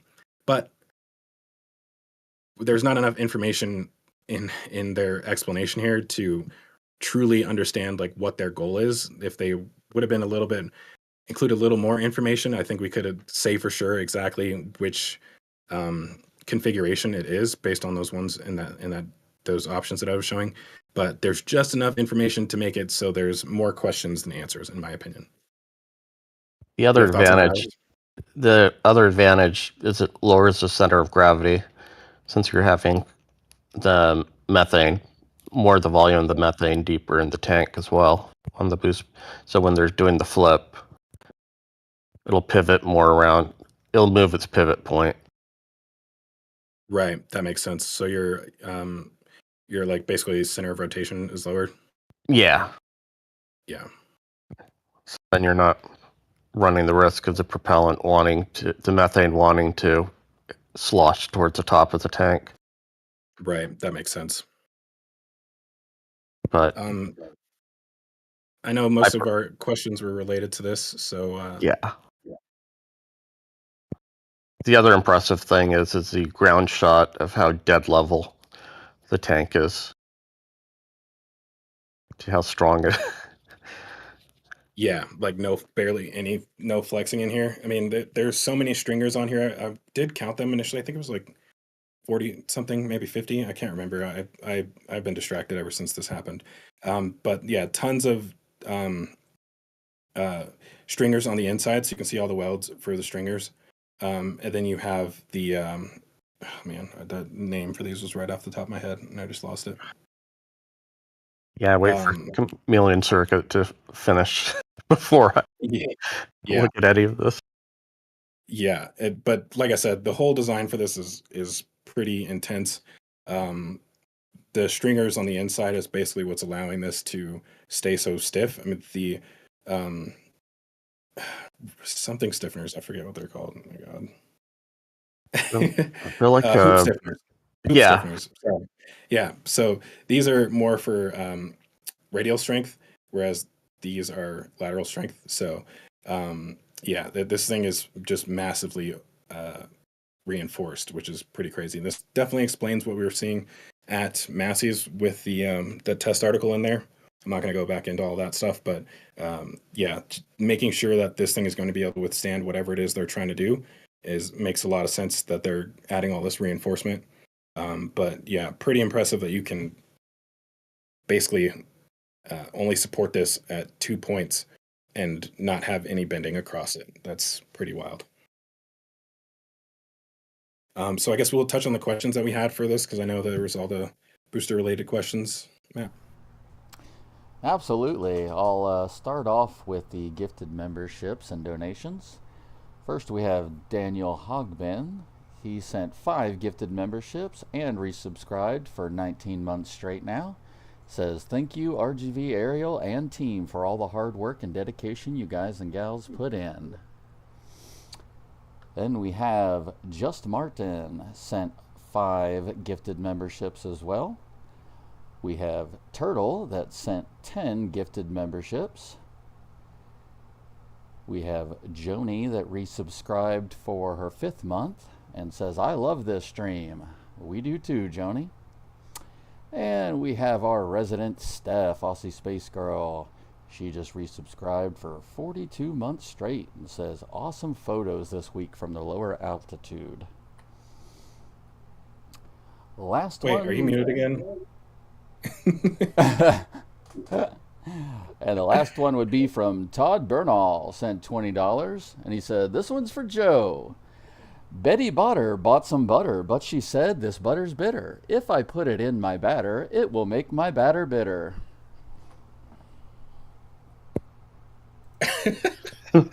That was a fun one. All right, so now we'll go on to the questions. Yeah. All right, so Chaos King says, could the larger LOX tank on V3 be to compensate for the moderately sized downcomer?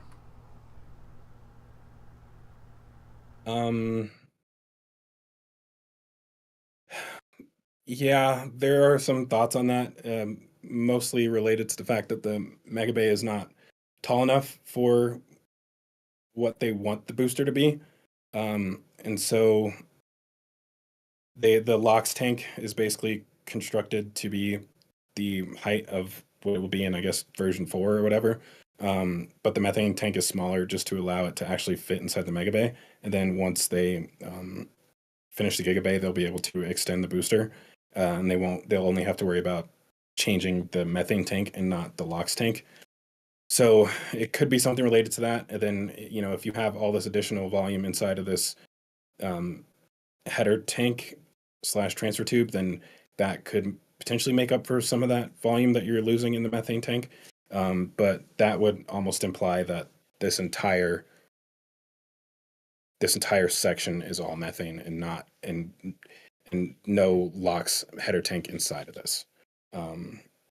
Which, yeah, that's the question. And it's going to be difficult to determine that. I'm honestly not sure how we're going to figure that out, to tell you the truth. Without seeing like one of these scrapped or something like that, which I know they wouldn't want to see happen. It's going to be difficult to actually determine that. Absolutely. All right, next question from Kaus King. They likely needed a V3 hot staging ring / grid fin holes test article. Could the forward dome that we saw during the latest presentation be said test article? Yeah, so with by the time of that presentation, they had already finished Booster 17, so it was weird to see that in there. I may be able to pull that up really quick. It was odd to see that in there because it did look like a booster forward section. So yeah, it more than likely has something to do with being a test tank for that, because we should see a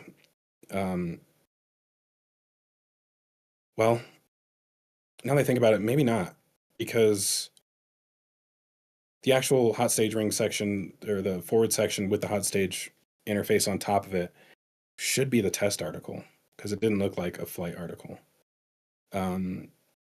So I imagine that when they finish the current test they're doing at Massey's with 18.1, that would roll out next. And then we should also probably see V3 ship stuff roll out soon too for testing. So they have like a pretty big backlog, I would say, of things that need to be tested. Like at least 3 different sections: forward section of the booster, and then forward and aft section of the ship, that should probably be needing testing soon. Maybe just the aft section of the ship, possibly. So at least 2 more test tank sections. But yeah, sorry, I got distracted there. Let me see if I can pull this up really quick just to kind of allow us to see what we're talking about here. So yeah, this is that forward section of a V2 looking booster back here. And it's very odd because there's too many stringers for this to be a common dome section. But it doesn't have doesn't have holes for grid fins, or the reinforced lip on the top of this. So this is a very curious section. I wonder if this could be an aft section upside down. No, I don't think so, because there's other things missing from this. Yeah, but the actual hot stage ring section, which over here, forward of the booster, I think this is more likely a test article than booster 18's forward section. But yeah, it seems like there's things missing from this that we should expect to see if it was a real booster forward section. So yeah, difficult to determine that, but I think we'll know once it actually rolls out. We got a while for them to start the methane section. I think they'll finish the aft section first and then start that. So I guess they forgot the sign that says for display purposes only. Right. All right, so Joni just sent in $20 and said, for the fuel fund. So thank you for that, Joni. And next question. Let's see. When will Ship 39 stacking begin? Do they need to build any test articles before they can start?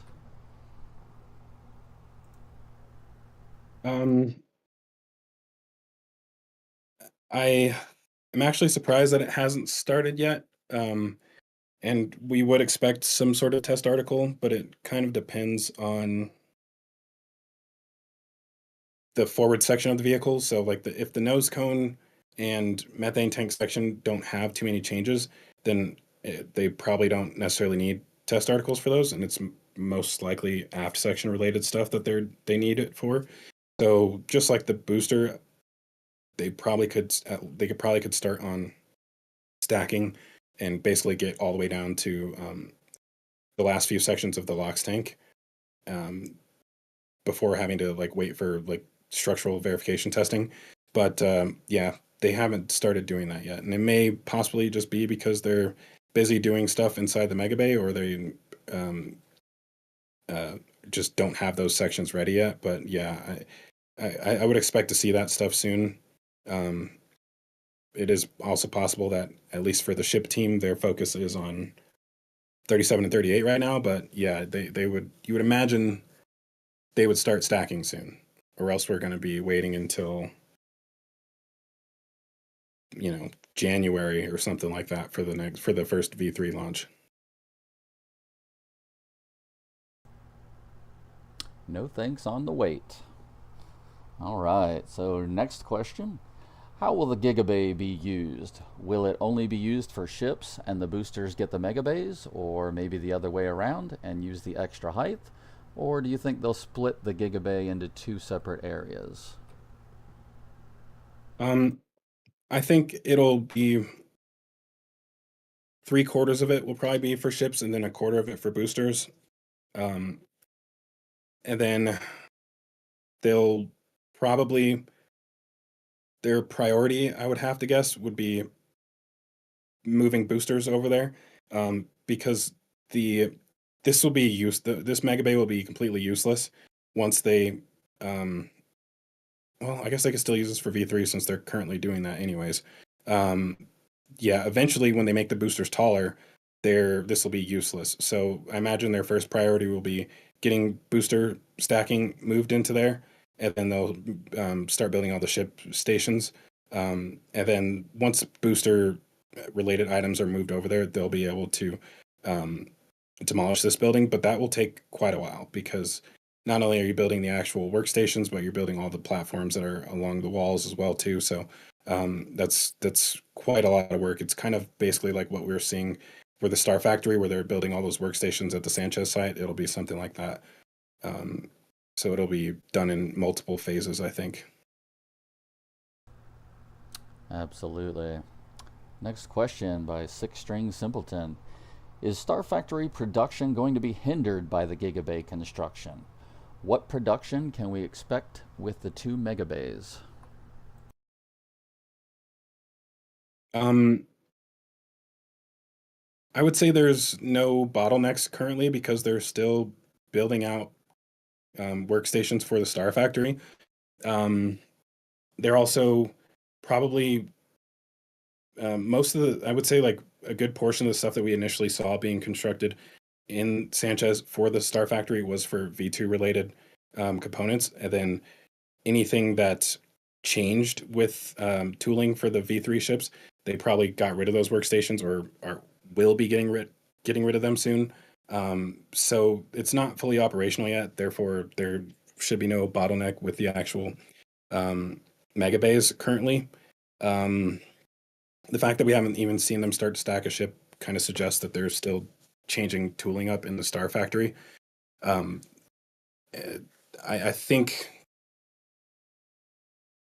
part of the Gigabay is obviously for assembly purposes, but also you're going to have all these boosters and ships that need maintenance in between flights potentially, and so they'll be stored in there temporarily. So I would say it's possible that literally half the Gigabay, if not like somewhere between a third and half the Gigabay, is just for storage of reflown vehicles. So yeah, difficult to determine that right now, but that's kind of what I've been assuming would happen. Perfect.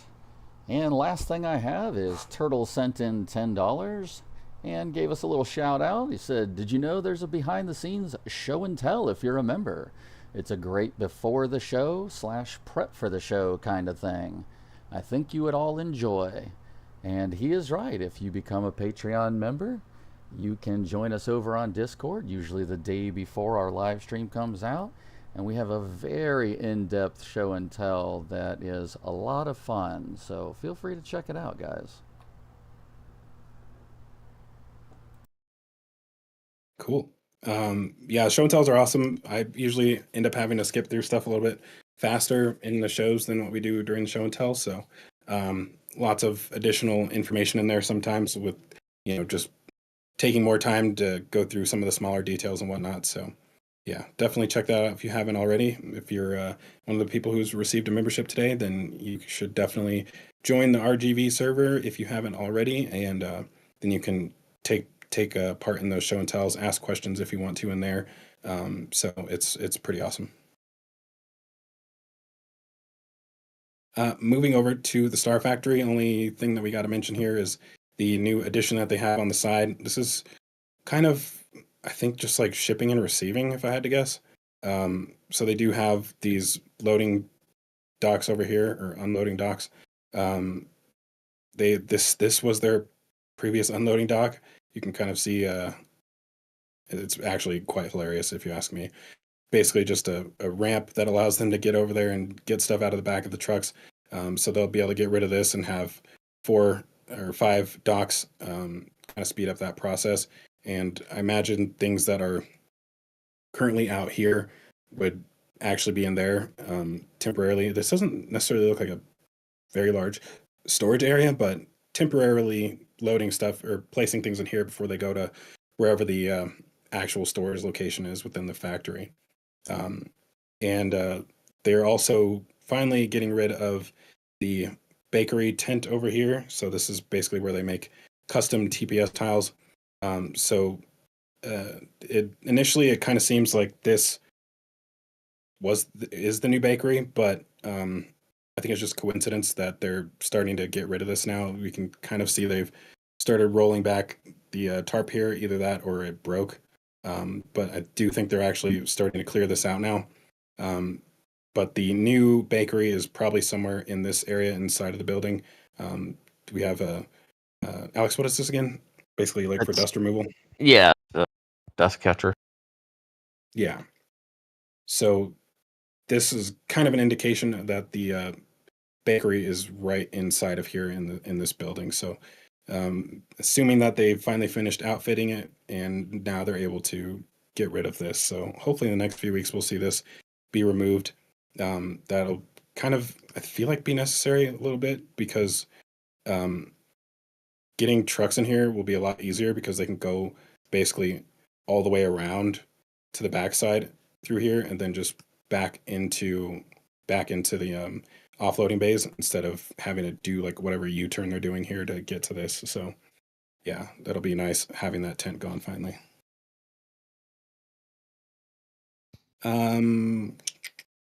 Moving forward, I don't know if there's too much else for us to talk about over here. The apartment complex is coming along. They've been stalled on this for quite a while, but it looks like they're finally getting making some progress down here. The layout of this is definitely confusing me for sure. Like, I think this whole thing is a parking garage, right, Alex? Yeah. In the middle? Or it's a ring road that goes to the parking. But yeah, it's weird. It looks like it's just going to be a center aisle, like a 2-story. Yeah, curious. But like I said, they're making progress. They're starting to get the foundations for the walls going along the perimeter. So let's see.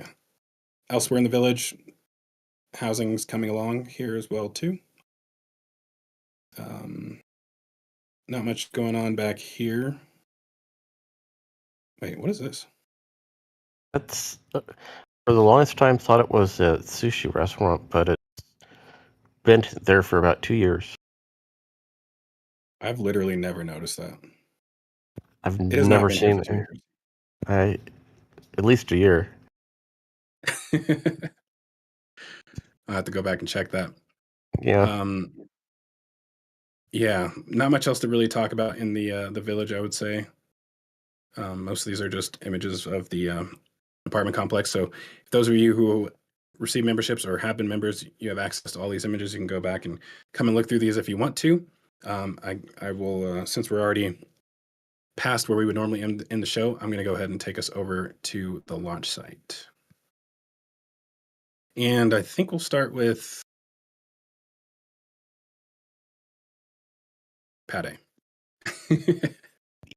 So, ship static fire. We are preparing for something that a lot of us thought would never happen. A static fire of the ship on Pad A, which is wild.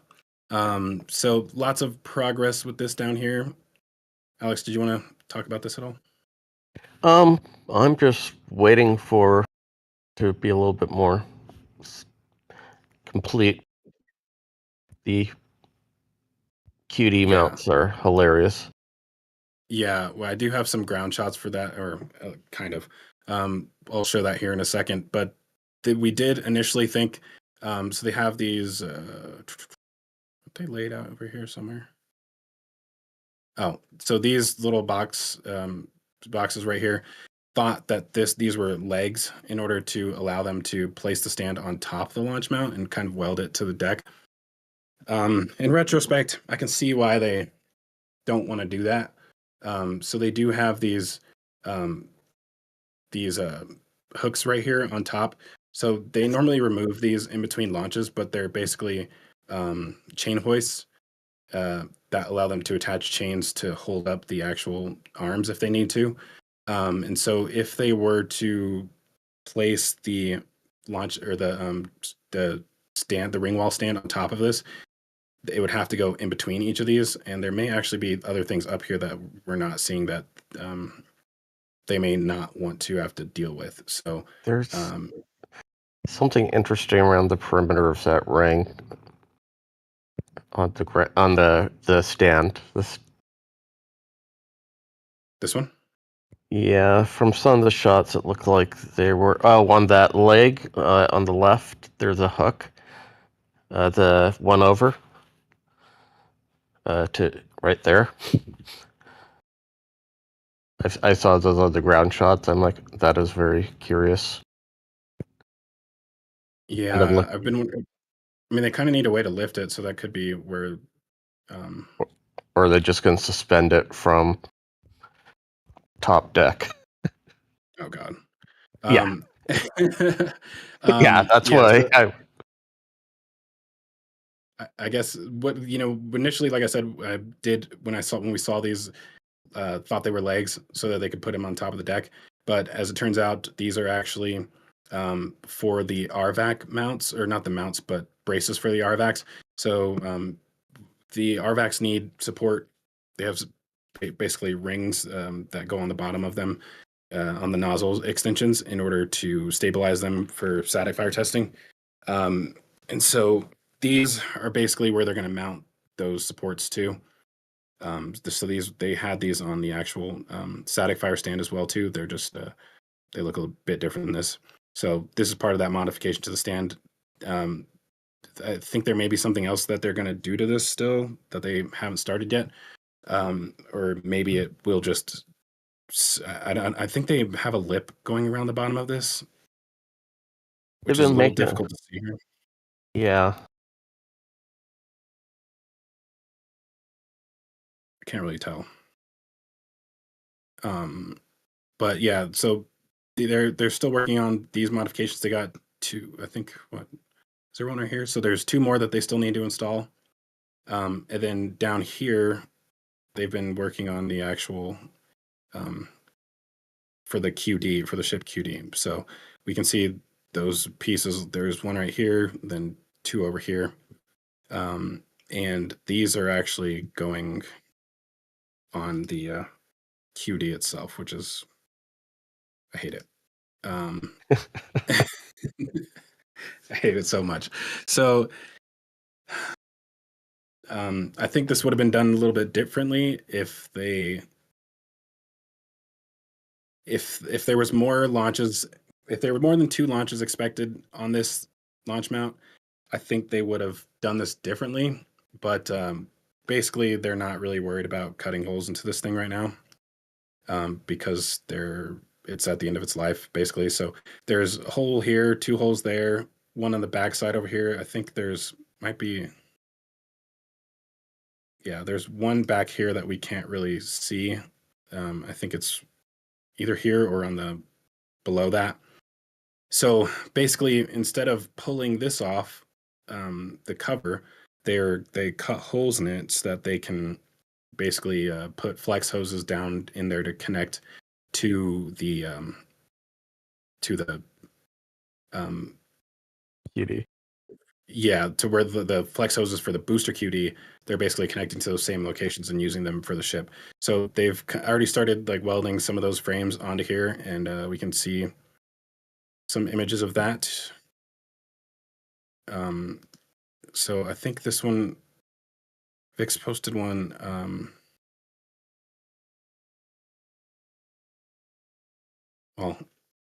Oh yeah. Hold on. where was that? There we go. So yeah, this was one of the frames, and this is from Sean Gisler. Hopefully I'm saying his name right. I'm probably not his last name. But yeah, you can see the frame on the back right here. And then the one for the hole is, I don't know if there's down here. So they've attached pipes onto the flanges that are normally connected to the flex hoses. So it's basically like a S-shaped pipe that moves the flanges out to here. I hate it so much. Like I really thought they were just going to pull this entire back cover off and then maybe put a frame on top of here to hold the hoses, but I guess they just decided to do this. So these are basically going to support the flex hoses, and then you can see they added another one up top over here yesterday. They were basically in the process of getting that set down up top. So all of your flex hoses are going to be basically on this rack, and then they'll probably have a QD interface probably sticking a little bit out from there. So we can actually see where they were like marking where the mounting points for this were going to be. Sorry, it just stresses me out thinking about the way they're doing this. So yeah, I think we'll probably see, I do see some like shaving right here. I think these are repaired welds, but part of this interface I think may go onto here as far as the support brackets for holding up the actual QD interface.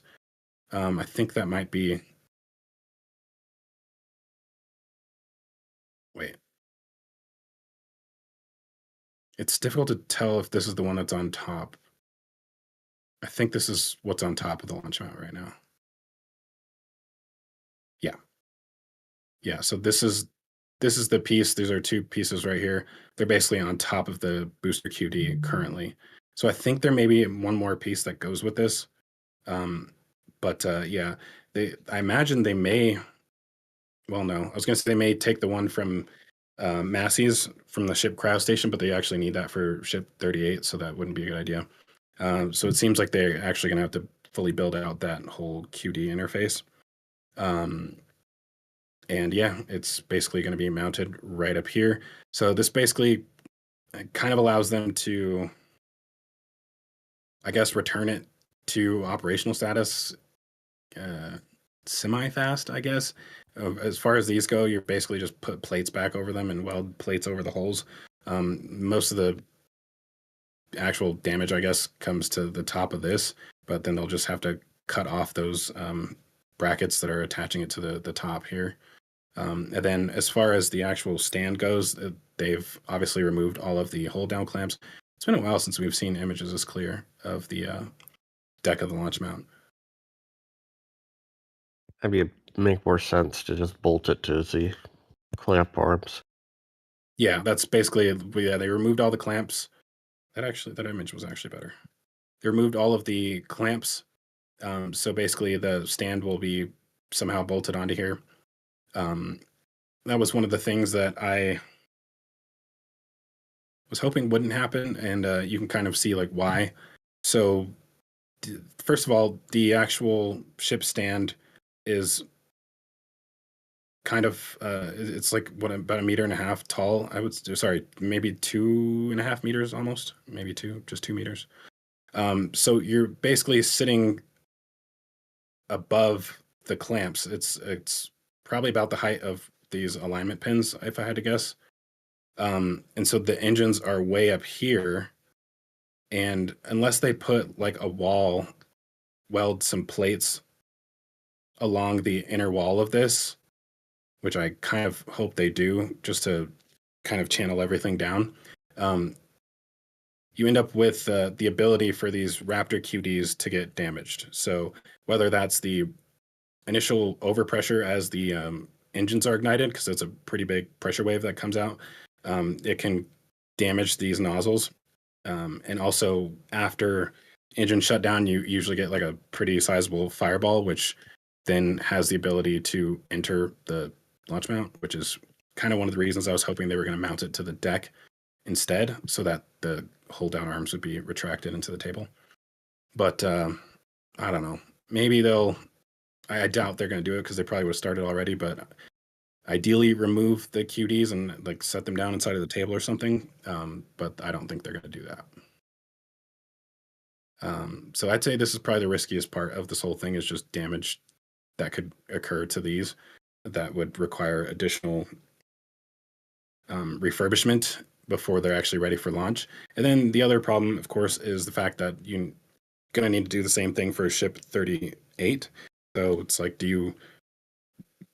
you do all this for ship 37, undo it, launch for flight 10, redo all of this again, and then undo it again for flight 11? Or do you just wait for ship 38 to be ready and then static fire both of them? So you only have to make this modification once. That's the real question that's yet to be determined. But given that ship 38 hasn't even performed a cryo test yet, I feel like seems like they may not try to static fire test it before flight 10. What do you think? I think they'll flip-flop them. Because remember how much reinforcement they put on the arrow shells for one launch?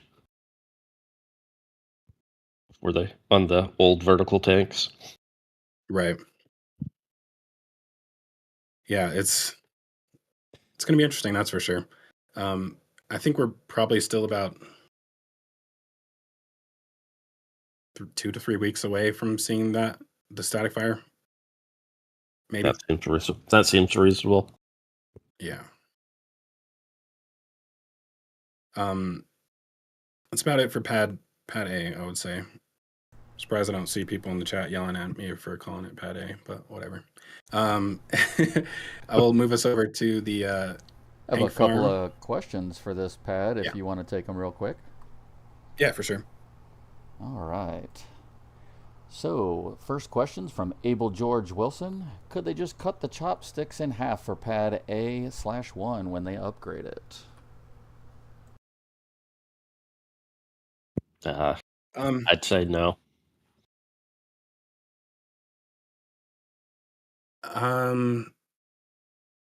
Yes. Because that's what they did for Pad B's chopsticks. I'm pretty positive. That's true. Yeah, Pad B used those chopsticks, or sorry, not for Pad B, but the tower at 39A initially had longer chopsticks, and then they cut them down. So theoretically, they could do the same with these, I think. Totally that seems possible. more likely than building up new ones. Yeah. All right. Next question's from Gwenever. Is there any sign of area being set up to build a replacement launch mount for Pad A? Well, they already have that. They never got rid of the location where they built the one for Pad B.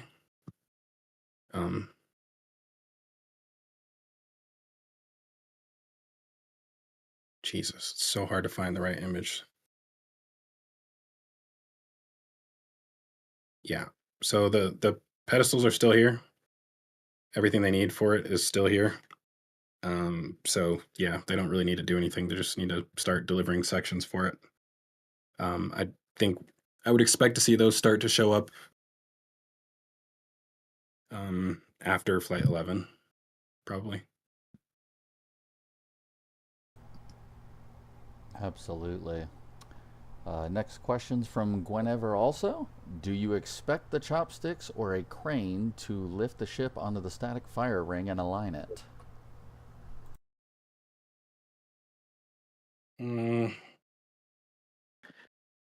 I would probably say a crane. The chopsticks could probably do it. I guess there's no reason not to use the chopsticks. But I don't know. It could go one way or the other. It really depends on if it's perfectly aligned or not. But even if it's not, the chopsticks can kind of rotate the ship just a little bit. So yeah, I think they probably should be able to use the chopsticks. I don't really see a reason not to, I guess. I think they'd have to reconfigure Marvin to get it to that height as well. Right. Yeah, that's true. All right, and the last thing is want to say thank you to Turtle for sending 2 more $10 donations, and that's everything. Awesome. So moving over to the tank farm, this is always an area where I have to decide how deep we're going to go into things. But yeah, they are making some progress. Alex, do you want to talk about any of this stuff in particular? Those 2 valve assemblies before it goes in the trench are actually split for that one. The lower one closest trench is LOX, and the upper one is methane. Previously, I was thinking it was ship and booster. But Yeah, so they're making some progress with these. They did have them mostly in a testing configuration, right? And it seems like they're about to switch them over to. yeah, they've Yeah. there's it's the section's getting very close to complete.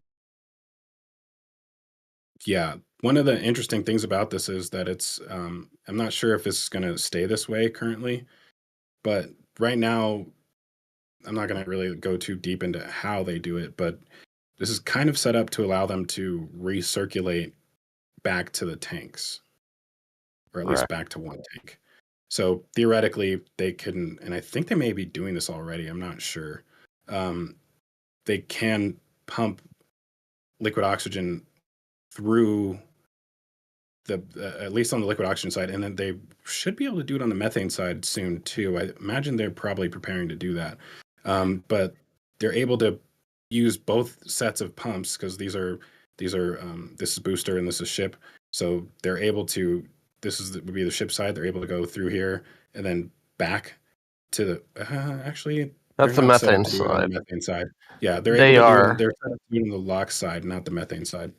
I think the methane side they can use because the coming out the basket strainer, it's gonna go into the Here. the 2 separator tanks, and from that they have a line that goes all the way back to the new methane tanks. Yeah. So basically on both sides, and I can't imagine why they would allow these to all connect to each other than for that purpose. So I do think this is a temporary setup that's just allowing them to do that testing. So basically, instead of waiting to basically using a booster for this purpose, which they did with Booster 4 on the original launch mount, they're basically able to fully test the tank farm by pumping basically pumping from one storage tank into another. So yeah, that's what it kind of seems like they're set up to do here. And for all we know, there's a possibility that they could already be doing that. It's kind of difficult to tell without being able to see whether these are frosty during some of these tests. They may already be doing that. Yeah, that explains why the 2 of the 3 new tanks are set up the way they are. Yeah. So you're talking about these ones? Oh, wait. These ones? Yeah. Yeah. So basically, these are kind of being used as collection tanks temporarily for these ones. So basically, pumping from these ones back to these ones, essentially, which is interesting to say the least. Yeah, and they're doing the same thing to the methane side. Yeah. Kind of. So these 2 tanks are the only ones that are currently set up to be connected to that system. These how many are there again? 7 methane tanks. Yeah. These are only connected to Pad A currently. They have no connection to the new tank farm yet. So these are the only ones that are set up. So they may be potentially transferring from one tank to the other once they actually start this. So yeah, interesting I really like the whole process that they're going through. I wish we could catch it happening from the air to verify that that's what's happening in the middle of one of these tests, but they usually do it at night because they don't want to interrupt everything else on the site because it puts up quite a big cloud of nitrogen in the process of doing that. So yeah, very cool the way that they're doing this. I'm been thinking about an episode related to this stuff for a while, but it's going to be so difficult. There's just so much going on with this tank farm. Like I don't think a lot of people realize there's a tank farm under the tank farm. Like down here, you have all of these high pressure gas systems. And like where's the better angle of it? So you have all these tanks down here, and then you have a whole bunch of vaporizers back there. And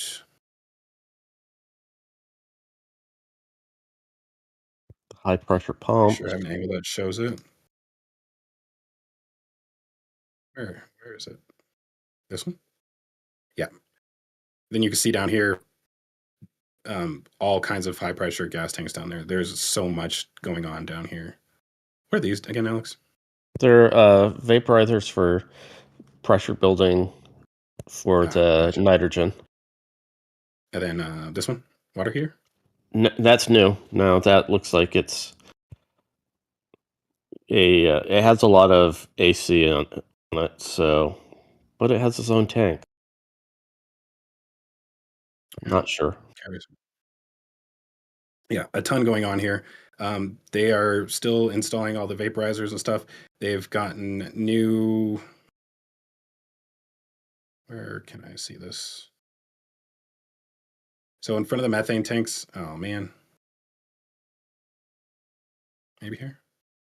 Yeah. So they're preparing to install foundations for additional vaporizers. Probably 3 more. So they probably have 6 here, and then they also have 6 for the liquid oxygen side. Or wait, liquid oxygen side probably right here, and nitrogen. No, that's nitrogen there currently, and then this is LOX. Yeah. Which hopefully they redo because I'm not. And then what about this one? That's the high pressure nitrogen. That's the two vertical. Just 2 separate systems.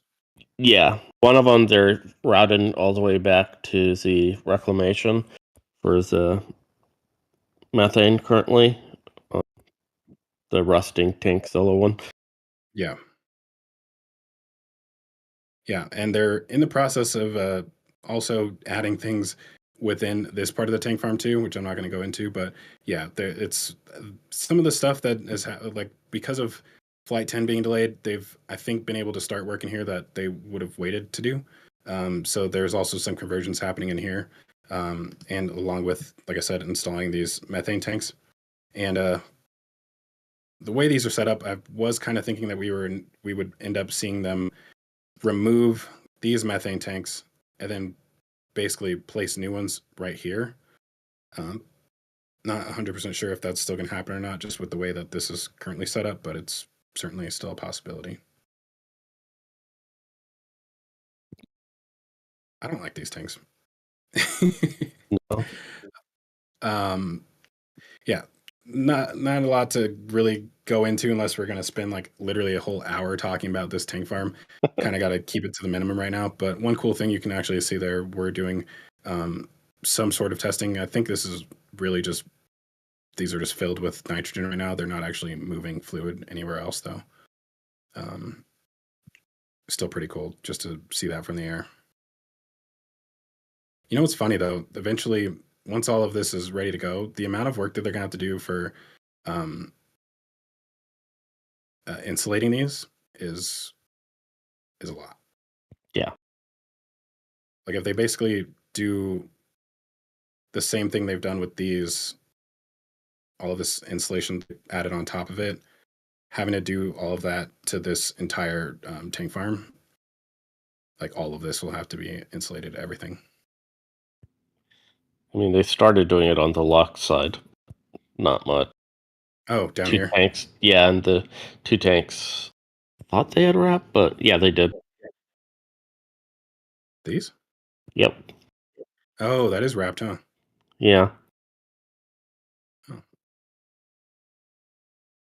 Yeah, tons of work left to do, but it's good to see them actually getting started on that.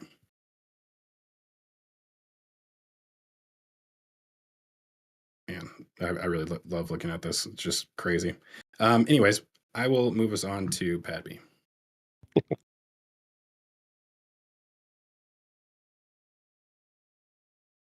I have to do that same process like every day. Anytime these images come out, like find myself staring at the tank farm for a really long time until I realize that I need to be doing other things. So yeah. Anyways, I guess we'll move left to right. Near the front of the pad, I did mention previously that I thought there was a chance that they'd be moving the generators from Sanchez over to here, and I don't know anymore. I'm kind of starting to change my mind on that because, for one, they did move some of the radiator system for that. They kind of sent it somewhere else. We don't know where it's at currently. So not really sure. But one of the things that they also kind of need, possibly, would be to move the basically control room for Pad B from this building into this building. Like, technically, we don't know if they even have a control room yet. I don't think they do. I don't think so. Like, this is all of these wires coming up out of the ground right here. You can actually see they have all of these stub outs for conduit and nothing coming out of them. So I think they may possibly be temporarily putting some stuff in here just to do testing. But I have a feeling they're going to demolish this and move it over here. I don't know why they even ran the conduit to there in the first place, but it seems like they may run all of it to this building right here if that's what we're seeing. And even this doesn't look big enough, but it's bigger than the one at Pad A in the tank farm. But yeah, that should be one of the most important buildings out here. I think it extends all the way to the edge of the pad but they haven't. I was thinking that, but you would have thought they would have just done that from the beginning because you got to leave space at the entrance to bring boosters and whatnot in. Yeah. So, yeah. But that slab is floating and isolated, so from the foundation, so Yeah, which is kind of an indication that it's control sensitive equipment in there. Yeah. Yeah. Do you think maybe they have conduit coming under here already through these? No. I think it's just going to run around the perimeter. Okay. And have racks along the walls. But it's a very interesting pattern. Oh, I didn't realize over here they have. Okay. Yeah, I think there's going to be some sort of I see what you mean now. It is going all the way to the edge. Yeah, and from the other side, it looks like there's where you were. It looks like they have the orange caps over rebar, so it might be a sort of like the board cube. Right. Fun. Yeah. So moving on, let's talk about the water farm really quick. So they did start, and this was interesting because I think we kind of knew these were here, but we also weren't sure at the same time because of the way that they covered up the pilings for these after they drilled them. So these were literally probably some of the first piles they drilled and then moved down this direction. But it's possible there's even more down here. We just don't know. But they did, for some reason, wait to make the foundation for these. I'm not really sure why they would do that, honestly. Like, why not just have done it from the beginning? But from what we can tell, it looks like they're going to be adding 2 water tanks here. So that'll be 7 down here. And then we do know that there is a foundations for another tank over here as well too. So that'll be 5 and 7. Right. Yeah. So a lot of water, and this is already a lot of water. but there's going to be even more. So this tank farm is still expanding currently. There's a lot of work left to do here. They've gotten most or all of the gas generators installed here, which are really cool. And they're still working on additional hardware around here. It's just like this farm never stops. Like I keep thinking they're getting close, and then they keep adding stuff and removing things as well too. Like there was actually, we're just getting to the finer details of things. But it looked like they had like an offloading station for water right here, and then they like deleted it. It's right here. It looks like it's a pressure manifold for what's happening inside this structure. I think it's for blowing out the pipes after to flush them pre-launch. Because it's the same design that they have for the old deluge, Pad A's deluge, where you have a array of valves to control the pressure flow. Right. Yeah, it's weird that they installed that and then got rid of it. It kind of seems like that means they're preparing to add another water tank in there. I wouldn't be surprised if see one show up, to be honest. Yeah. So we'll probably see 3 more water tanks show up soon. And they're still working on all of this actual pipe work right here. So they got a bunch of big valves that they need to install in here. One right here, one right there. Possibly one here, I think. And they have all of the ones coming up from the ground right here, which they haven't done anything with yet. So the deluge system is just crazy. And it basically is set up to, I think, operate in 3 different stages, basically. Correct. So Potentially 4. The 2 new tanks might be independent. Just right. by the way, between the tanks, it looks like they're by the blast wall. It looks like there's room for another large pipe. So there'd be 4 across. Where there's a blinding layer. Yeah, no, but it's between the 2 tanks before the 4 tanks. 5 tanks, where all the pipes are. Yeah, if just the lower one, where there's concrete, right there, right below where your cursor is. Yeah, they look like they're prepping for potentially another. Yeah, which is wacky. Yeah, it's almost like this was I don't know. It's like a afterthought. Mm-hmm. Yeah, there's lots of. But that means they need to dig up all of the. That's why it's curious. It doesn't make a whole lot of sense. Interesting. That's funny. I'm just imagining them like having already designed this deluge system and then being like, wait, we should put this down there too. And they're like, all right, cool. Yeah, that's how it's sort of looking to me, but I could be misreading it. Yeah, there's a lot of water here because you got the 2 water tanks over here plus these, and adding 2 more down here. Like that's just a lot of water, and I imagine a majority of it will be used each launch. Like there won't be much left over. The curious part is going to be recycling. So like actually recycling and initial supply as well too. So we know there's a water line that ran from the production site over to here. We don't know where that went. It's where the old gate was. The gateway to Mars is where it came up out of the ground. Where's that? Here? Yeah. It's running where that excavator is digging, and the pit just top bottom frame right there is where it came out of the ground. Okay. So yeah, are these pipes down here? Yeah. Yep. So that may be all related to that actually filling the tanks. Yeah. Fun.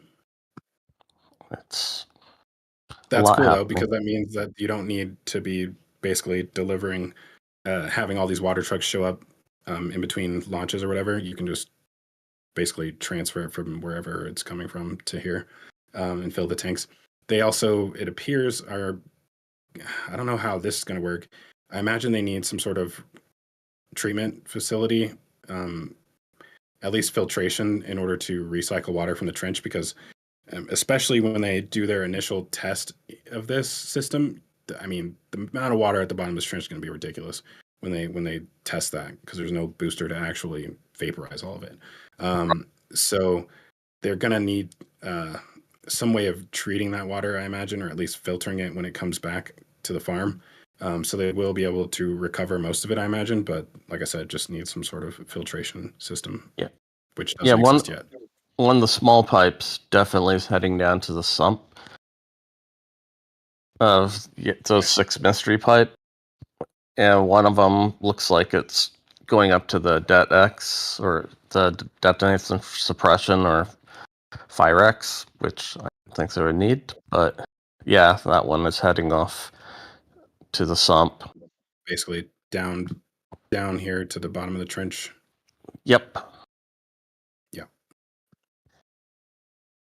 And so I guess that was kind of the next thing we were related to this topic, is all these pipes coming up out of the ground right here. So everything for the actual flame bucket and the ridge across the middle has already been covered up. And there's 2 medium size and a big one down there. And then there's 6 smaller ones. So I think the bigger one, actually, we don't even know which one it is. The bigger one is going to the deck. Yeah, they put its connection as riser pipe. Oh. Yeah, you can see. Well, And why is it so small? There's a reducer over that they haven't installed yet. And then that gray one to the left, I think it's the one that's blowing under the deck, because it goes through the bottom of the OLM. Right. And then the medium-sized one is no idea yet. Yeah. Yeah, that's the one that we see that stuff at the Sanchez site that we were talking about earlier, maybe related to that. So there's some interesting stuff going on here, which I was kind of been thinking about possibly related to this, but I'm not sure. So there's some weird stuff on the deck right here where they still have gaps that need to be filled right here. So, but there are also these plates right here, which look like they go right there. But they also potentially may go on the edge right here, so that they can basically cover these, I think. Yeah. That's kind of what they look like they may be for. But the other water system that we're seeing at Sanchez has to go somewhere, and we don't know where. So theoretically, could go over somewhere around the QDs, which would be wild. But also could be for the actual bunker itself. And there's also a possibility it could be along the trench walls, spraying across the outlet. But I don't know if that's necessary. I feel like they got way too much water down there already anyways. And then the upper left corner of it looks like there's going to be a stairwell or something. The way they have that gap, they shrank the pipe. Where? Here? Right. Yeah. Right. Just below that. Yeah. That little section looks like they're going to have access coming up. Why would you need that if you can? I have no idea.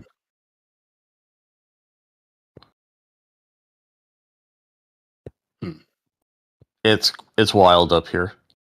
Yeah, definitely a lot going on. Yeah, we're kind of all over the place with this topic. They're also installing. Getting close to finishing all of the panels for the actual ramp.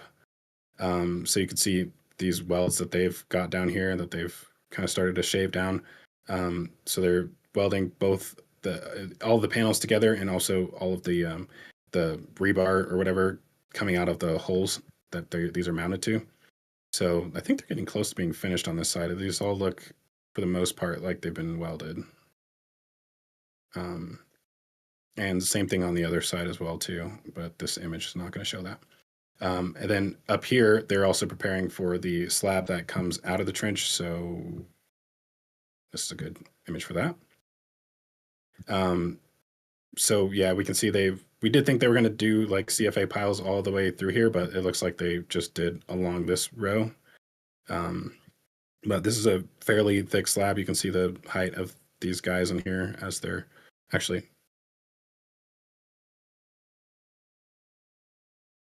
It's a little bit better. So you can see about how tall this wall is right here. Roughly 4-ish feet, I would say. Yeah.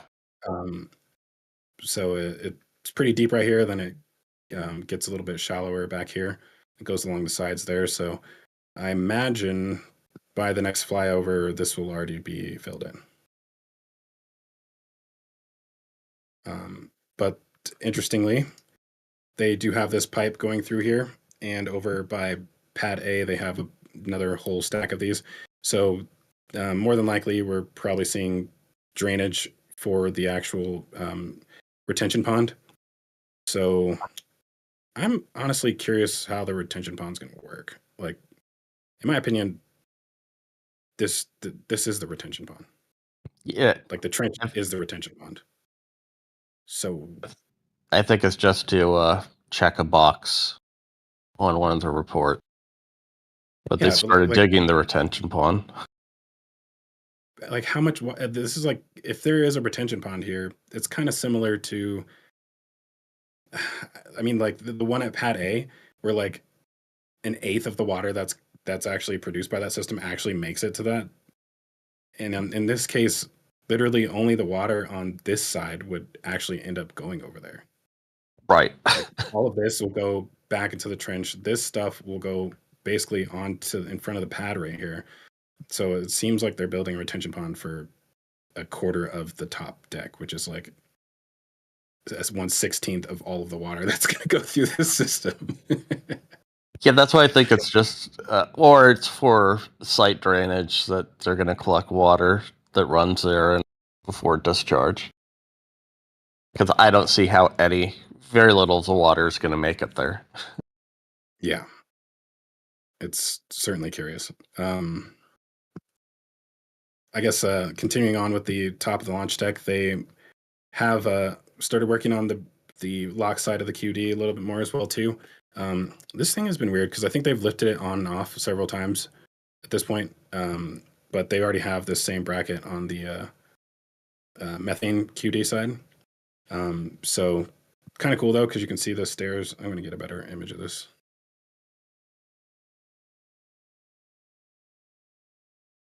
Maybe this one. Yeah, so you can see the stairway coming up through here. And I think they were just doing a fit test for this because this shouldn't be its position because that would not make sense. I'm pretty sure it goes all the way up against here. So I think they were doing some sort of fit test on this, and it may actually be back there, actually installed now. I'm not sure. I know they've lifted it up and down several times. Yeah, I got sick of trying to count. Yeah, but it is cool though having the stairway inside here. That's like the access for the Pad A's booster QD was like stupid in my opinion. Like the amount of times they had to redo the doors on that thing was hilarious. So this should be a little bit better as far as accessibility. It's overall just like night and day difference from Pad A. For one, the volume like of air inside of here is just way larger. So like even if this thing does get super hot on the inside, it's not. You don't have your steel box like within a foot of all of your plumbing. So a lot more volume for that heat soak to penetrate through. So I think it just like kind of keeps everything a little bit cooler on the inside in general. Even though you're probably not going to have a plume directly contact these two boxes in the first place. So overall, they're just way more protected. But yeah, this is like a small house inside of here. Yeah, I think again these pads are standardizing for the ones in Florida are going to be exactly more or less identical. Mm-hmm. So depending, another pad that they might be in the line of fire. So That's true. That makes sense.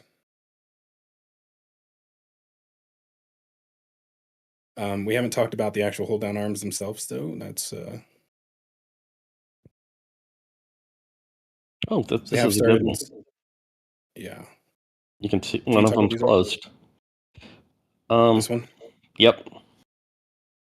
So no, these are still a mystery. That linkage. I pulled my hair out. I haven't talked to Ryan about if he's made too much sense of it. Ryan has thought about it a little bit, but he's also got a lot of other things working on right now. So that's like this happens to me too, where I'm so focused on an episode that I'll intentionally not look too deep into other things because it just is distracting and I'll never get anything done. And I think he's kind of in the same boat right now. He's working on a lot of animations right now currently, so hasn't really started. He hasn't modeled anything for Pad B. Anything. That's crazy. That's not like No. and the amount of stuff he's gonna have to do to get caught up is gonna be insane. Yeah. yeah. But no, these are really cool though that they've got these installed and you can see all of the pins that are going in here that are pre-installed for the linkages. Actually, I think everywhere there's a pin, the linkage is already in there. Yeah. You can, and all of the linkages are protected by the arm as well. Right.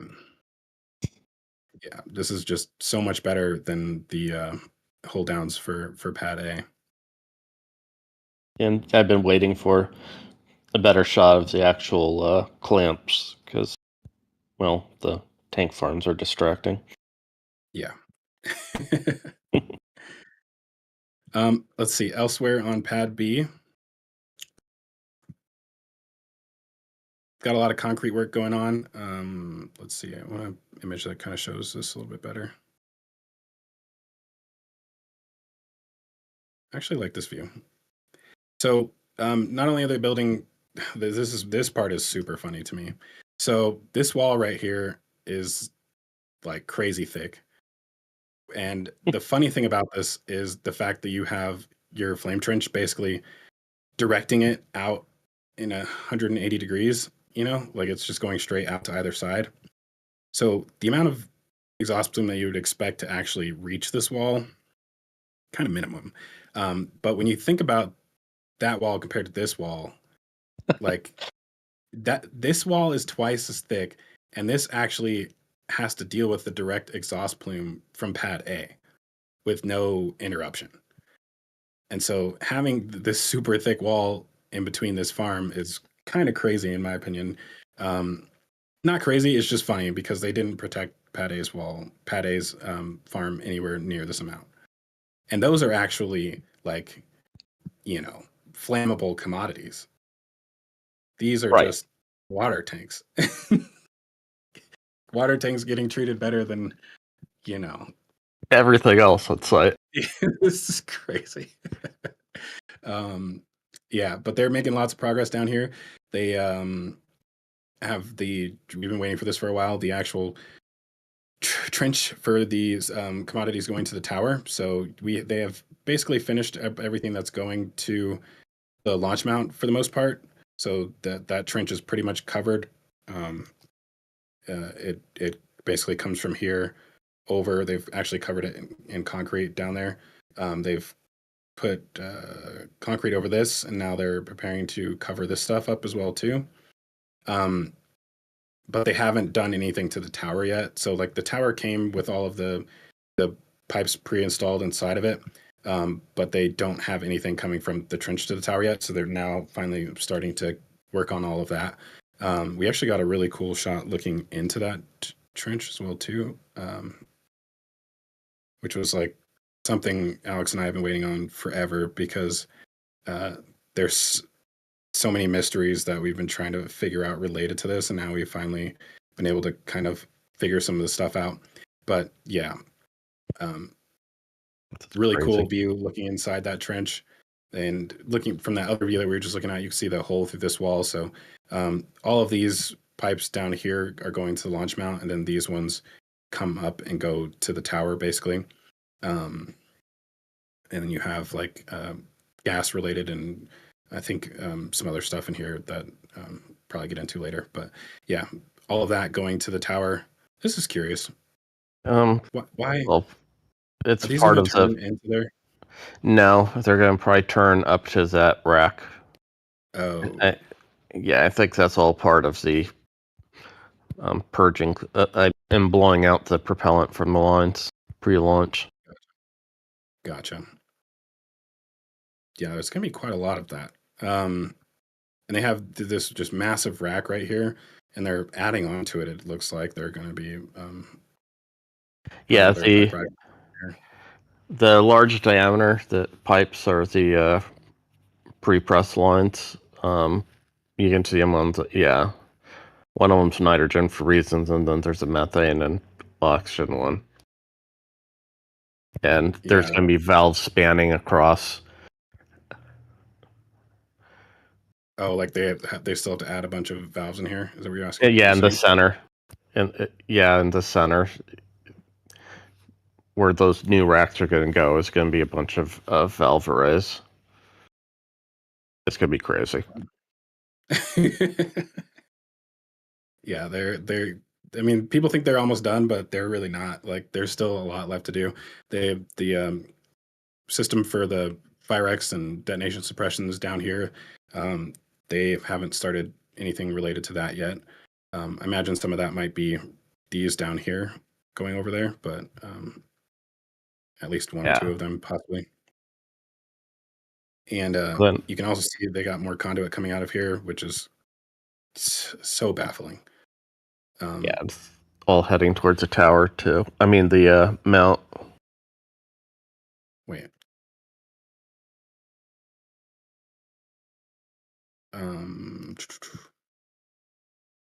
Dang it. Keep trying to find a good view. Here we go.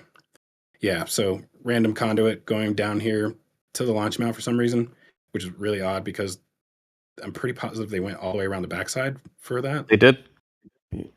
That might, they did. So now they're adding even more coming to the other side of it. Curious. Right?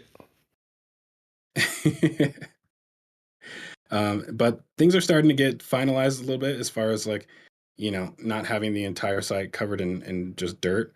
They are doing a lot of concrete work down here. This is a terrible angle. Oh.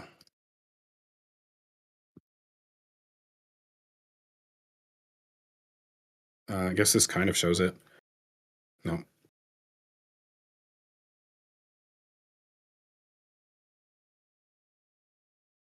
Yeah. So yeah, they've gotten a lot of concrete down here. It'll be difficult to actually like appreciate how this all looks until they bring the street sweeper out there. But yeah, starting to cover up some of this dirt. This is pretty much this last area over here, then everything back over here, and obviously the front side as well too. But yeah, it's starting to get close to looking like Pad A in that way, I guess. I do wonder if this is going to all be just like parking or something like that, since they are no longer going to. We're not expecting an air separation plant over here. So be curious to see if something special ends up happening in this area down here. Sorry, I was actually just thinking about this controls bunker. Like, why not just put it down here? But whatever. Anyways, I feel like we're skipping around a ton. Is there anything else that we should probably mention about Pad B stuff? Maybe Tower it'll come up in the cladding questions. continues.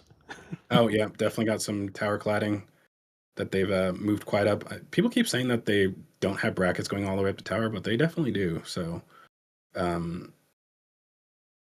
yeah. When will it stop?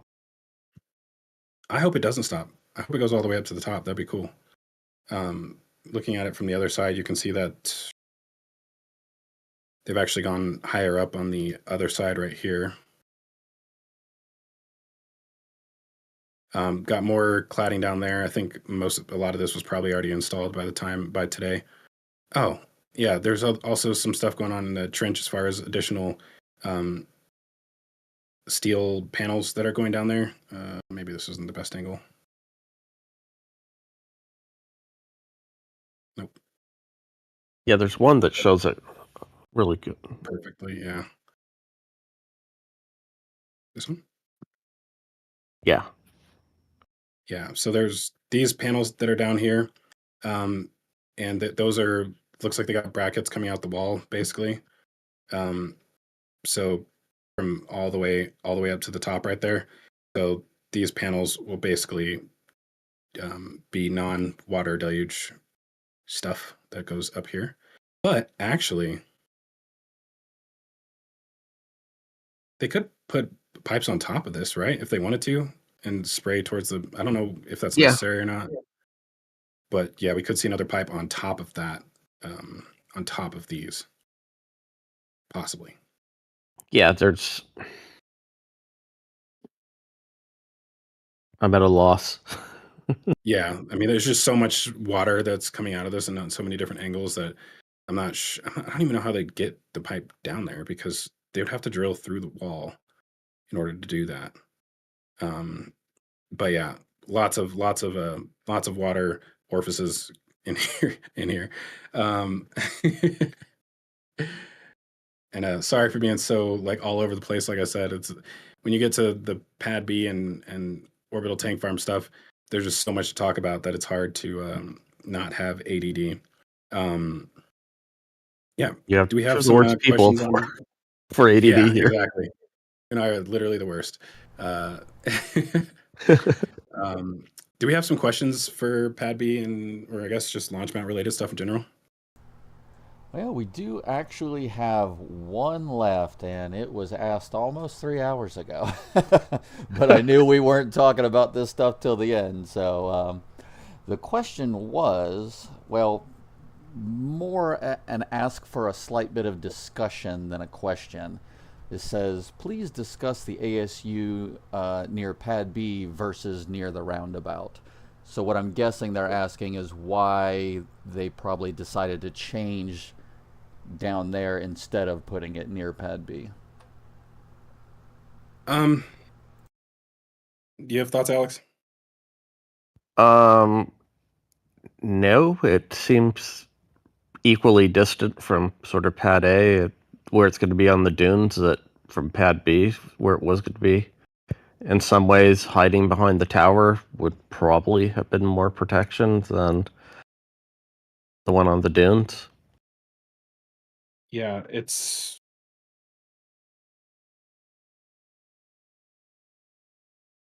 so basically, maybe there's another. Yeah, so basically it'll be over and down in this area. Correct. And then your flame trench for Pad A is we're expecting going across like this, which I still don't know how I feel about that. I think it would be best to do it this way. Kind of. Not really. I don't like the orientation of Pad A, honestly. Like because of the tank farm stuff, like if they removed all of this, then it wouldn't be that big of a deal. That Pad A is going to be a little bit interesting as far as how it interacts with the tank farm. But yeah, it's basically coming right here, and they're going to have to just do a little bit of underground work. Probably gonna have to do that rather fast because it would shut down beach access for however long it takes to run that stuff underneath there. But yeah, that'll probably be like the very last thing they do is build the entire air separation plant and then add the transfer lines to the tank farm. So basically, it'll produce liquid oxygen, liquid nitrogen, argon here, send it over to the tank farm.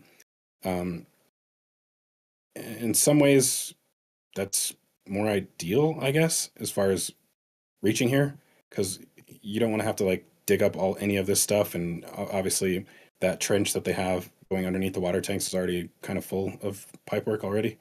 I'm sure they could fit more if they wanted to, but now that they've covered parts of it in concrete, probably won't want to do that.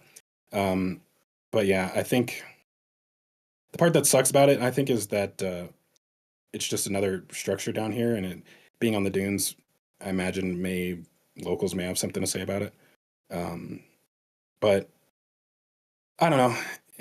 I think there's more space for it over here than what they have available here, and the only area to actually expand it would put it closer to the plume. And I do think, I wonder, there's a chance that when boosters enter the pad here, well, theoretically, they could get rid of this driveway altogether, and they may possibly have boosters for both pads, or boosters and ships come in through here, possibly.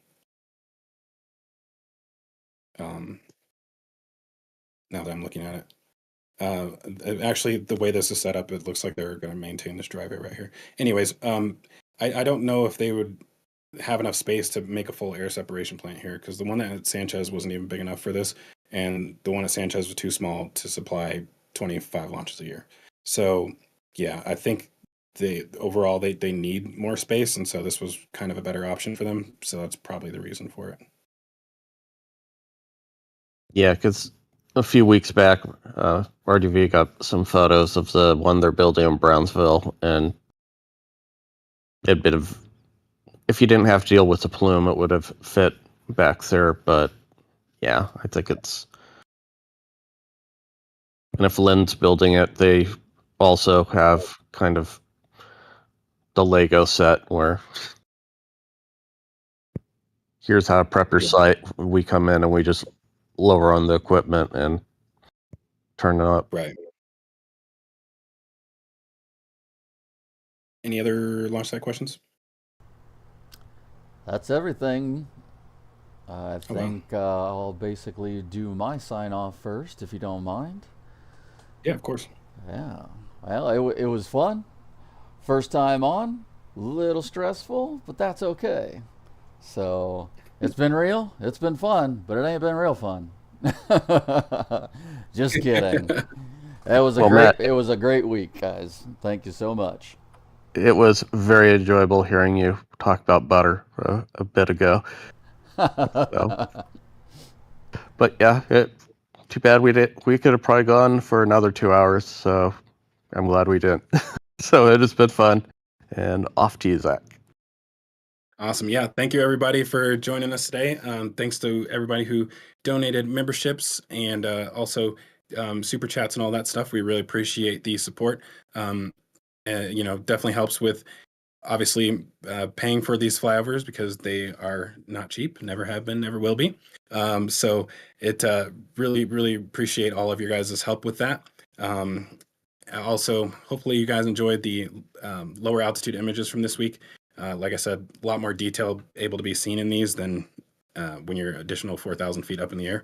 So if those of you who are members, whether you're a patron or YouTube member, you should have access to these images. So definitely make sure to check them out on your own as well too, because it's pretty nice to have all these. I know my archive is just getting ridiculously large right now. So yeah, definitely also want to thank Irma for doing the flyover this week, because Mauricio was out on a business trip. So got lucky that we were still able to get a flyover in with him being out of town. So did an amazing job on these images. So thank you. Also want to thank all of the mods. Also, of course, Matt for running the stream. Alex for joining me today. And all of you for being an awesome audience. Yeah, I guess we will see you all next week. And yeah, I guess stage separation confirmed. Oh my gosh, I just messed that up altogether. It's been so long. Most engine cutoff, hot staging confirmed. Love you, bye.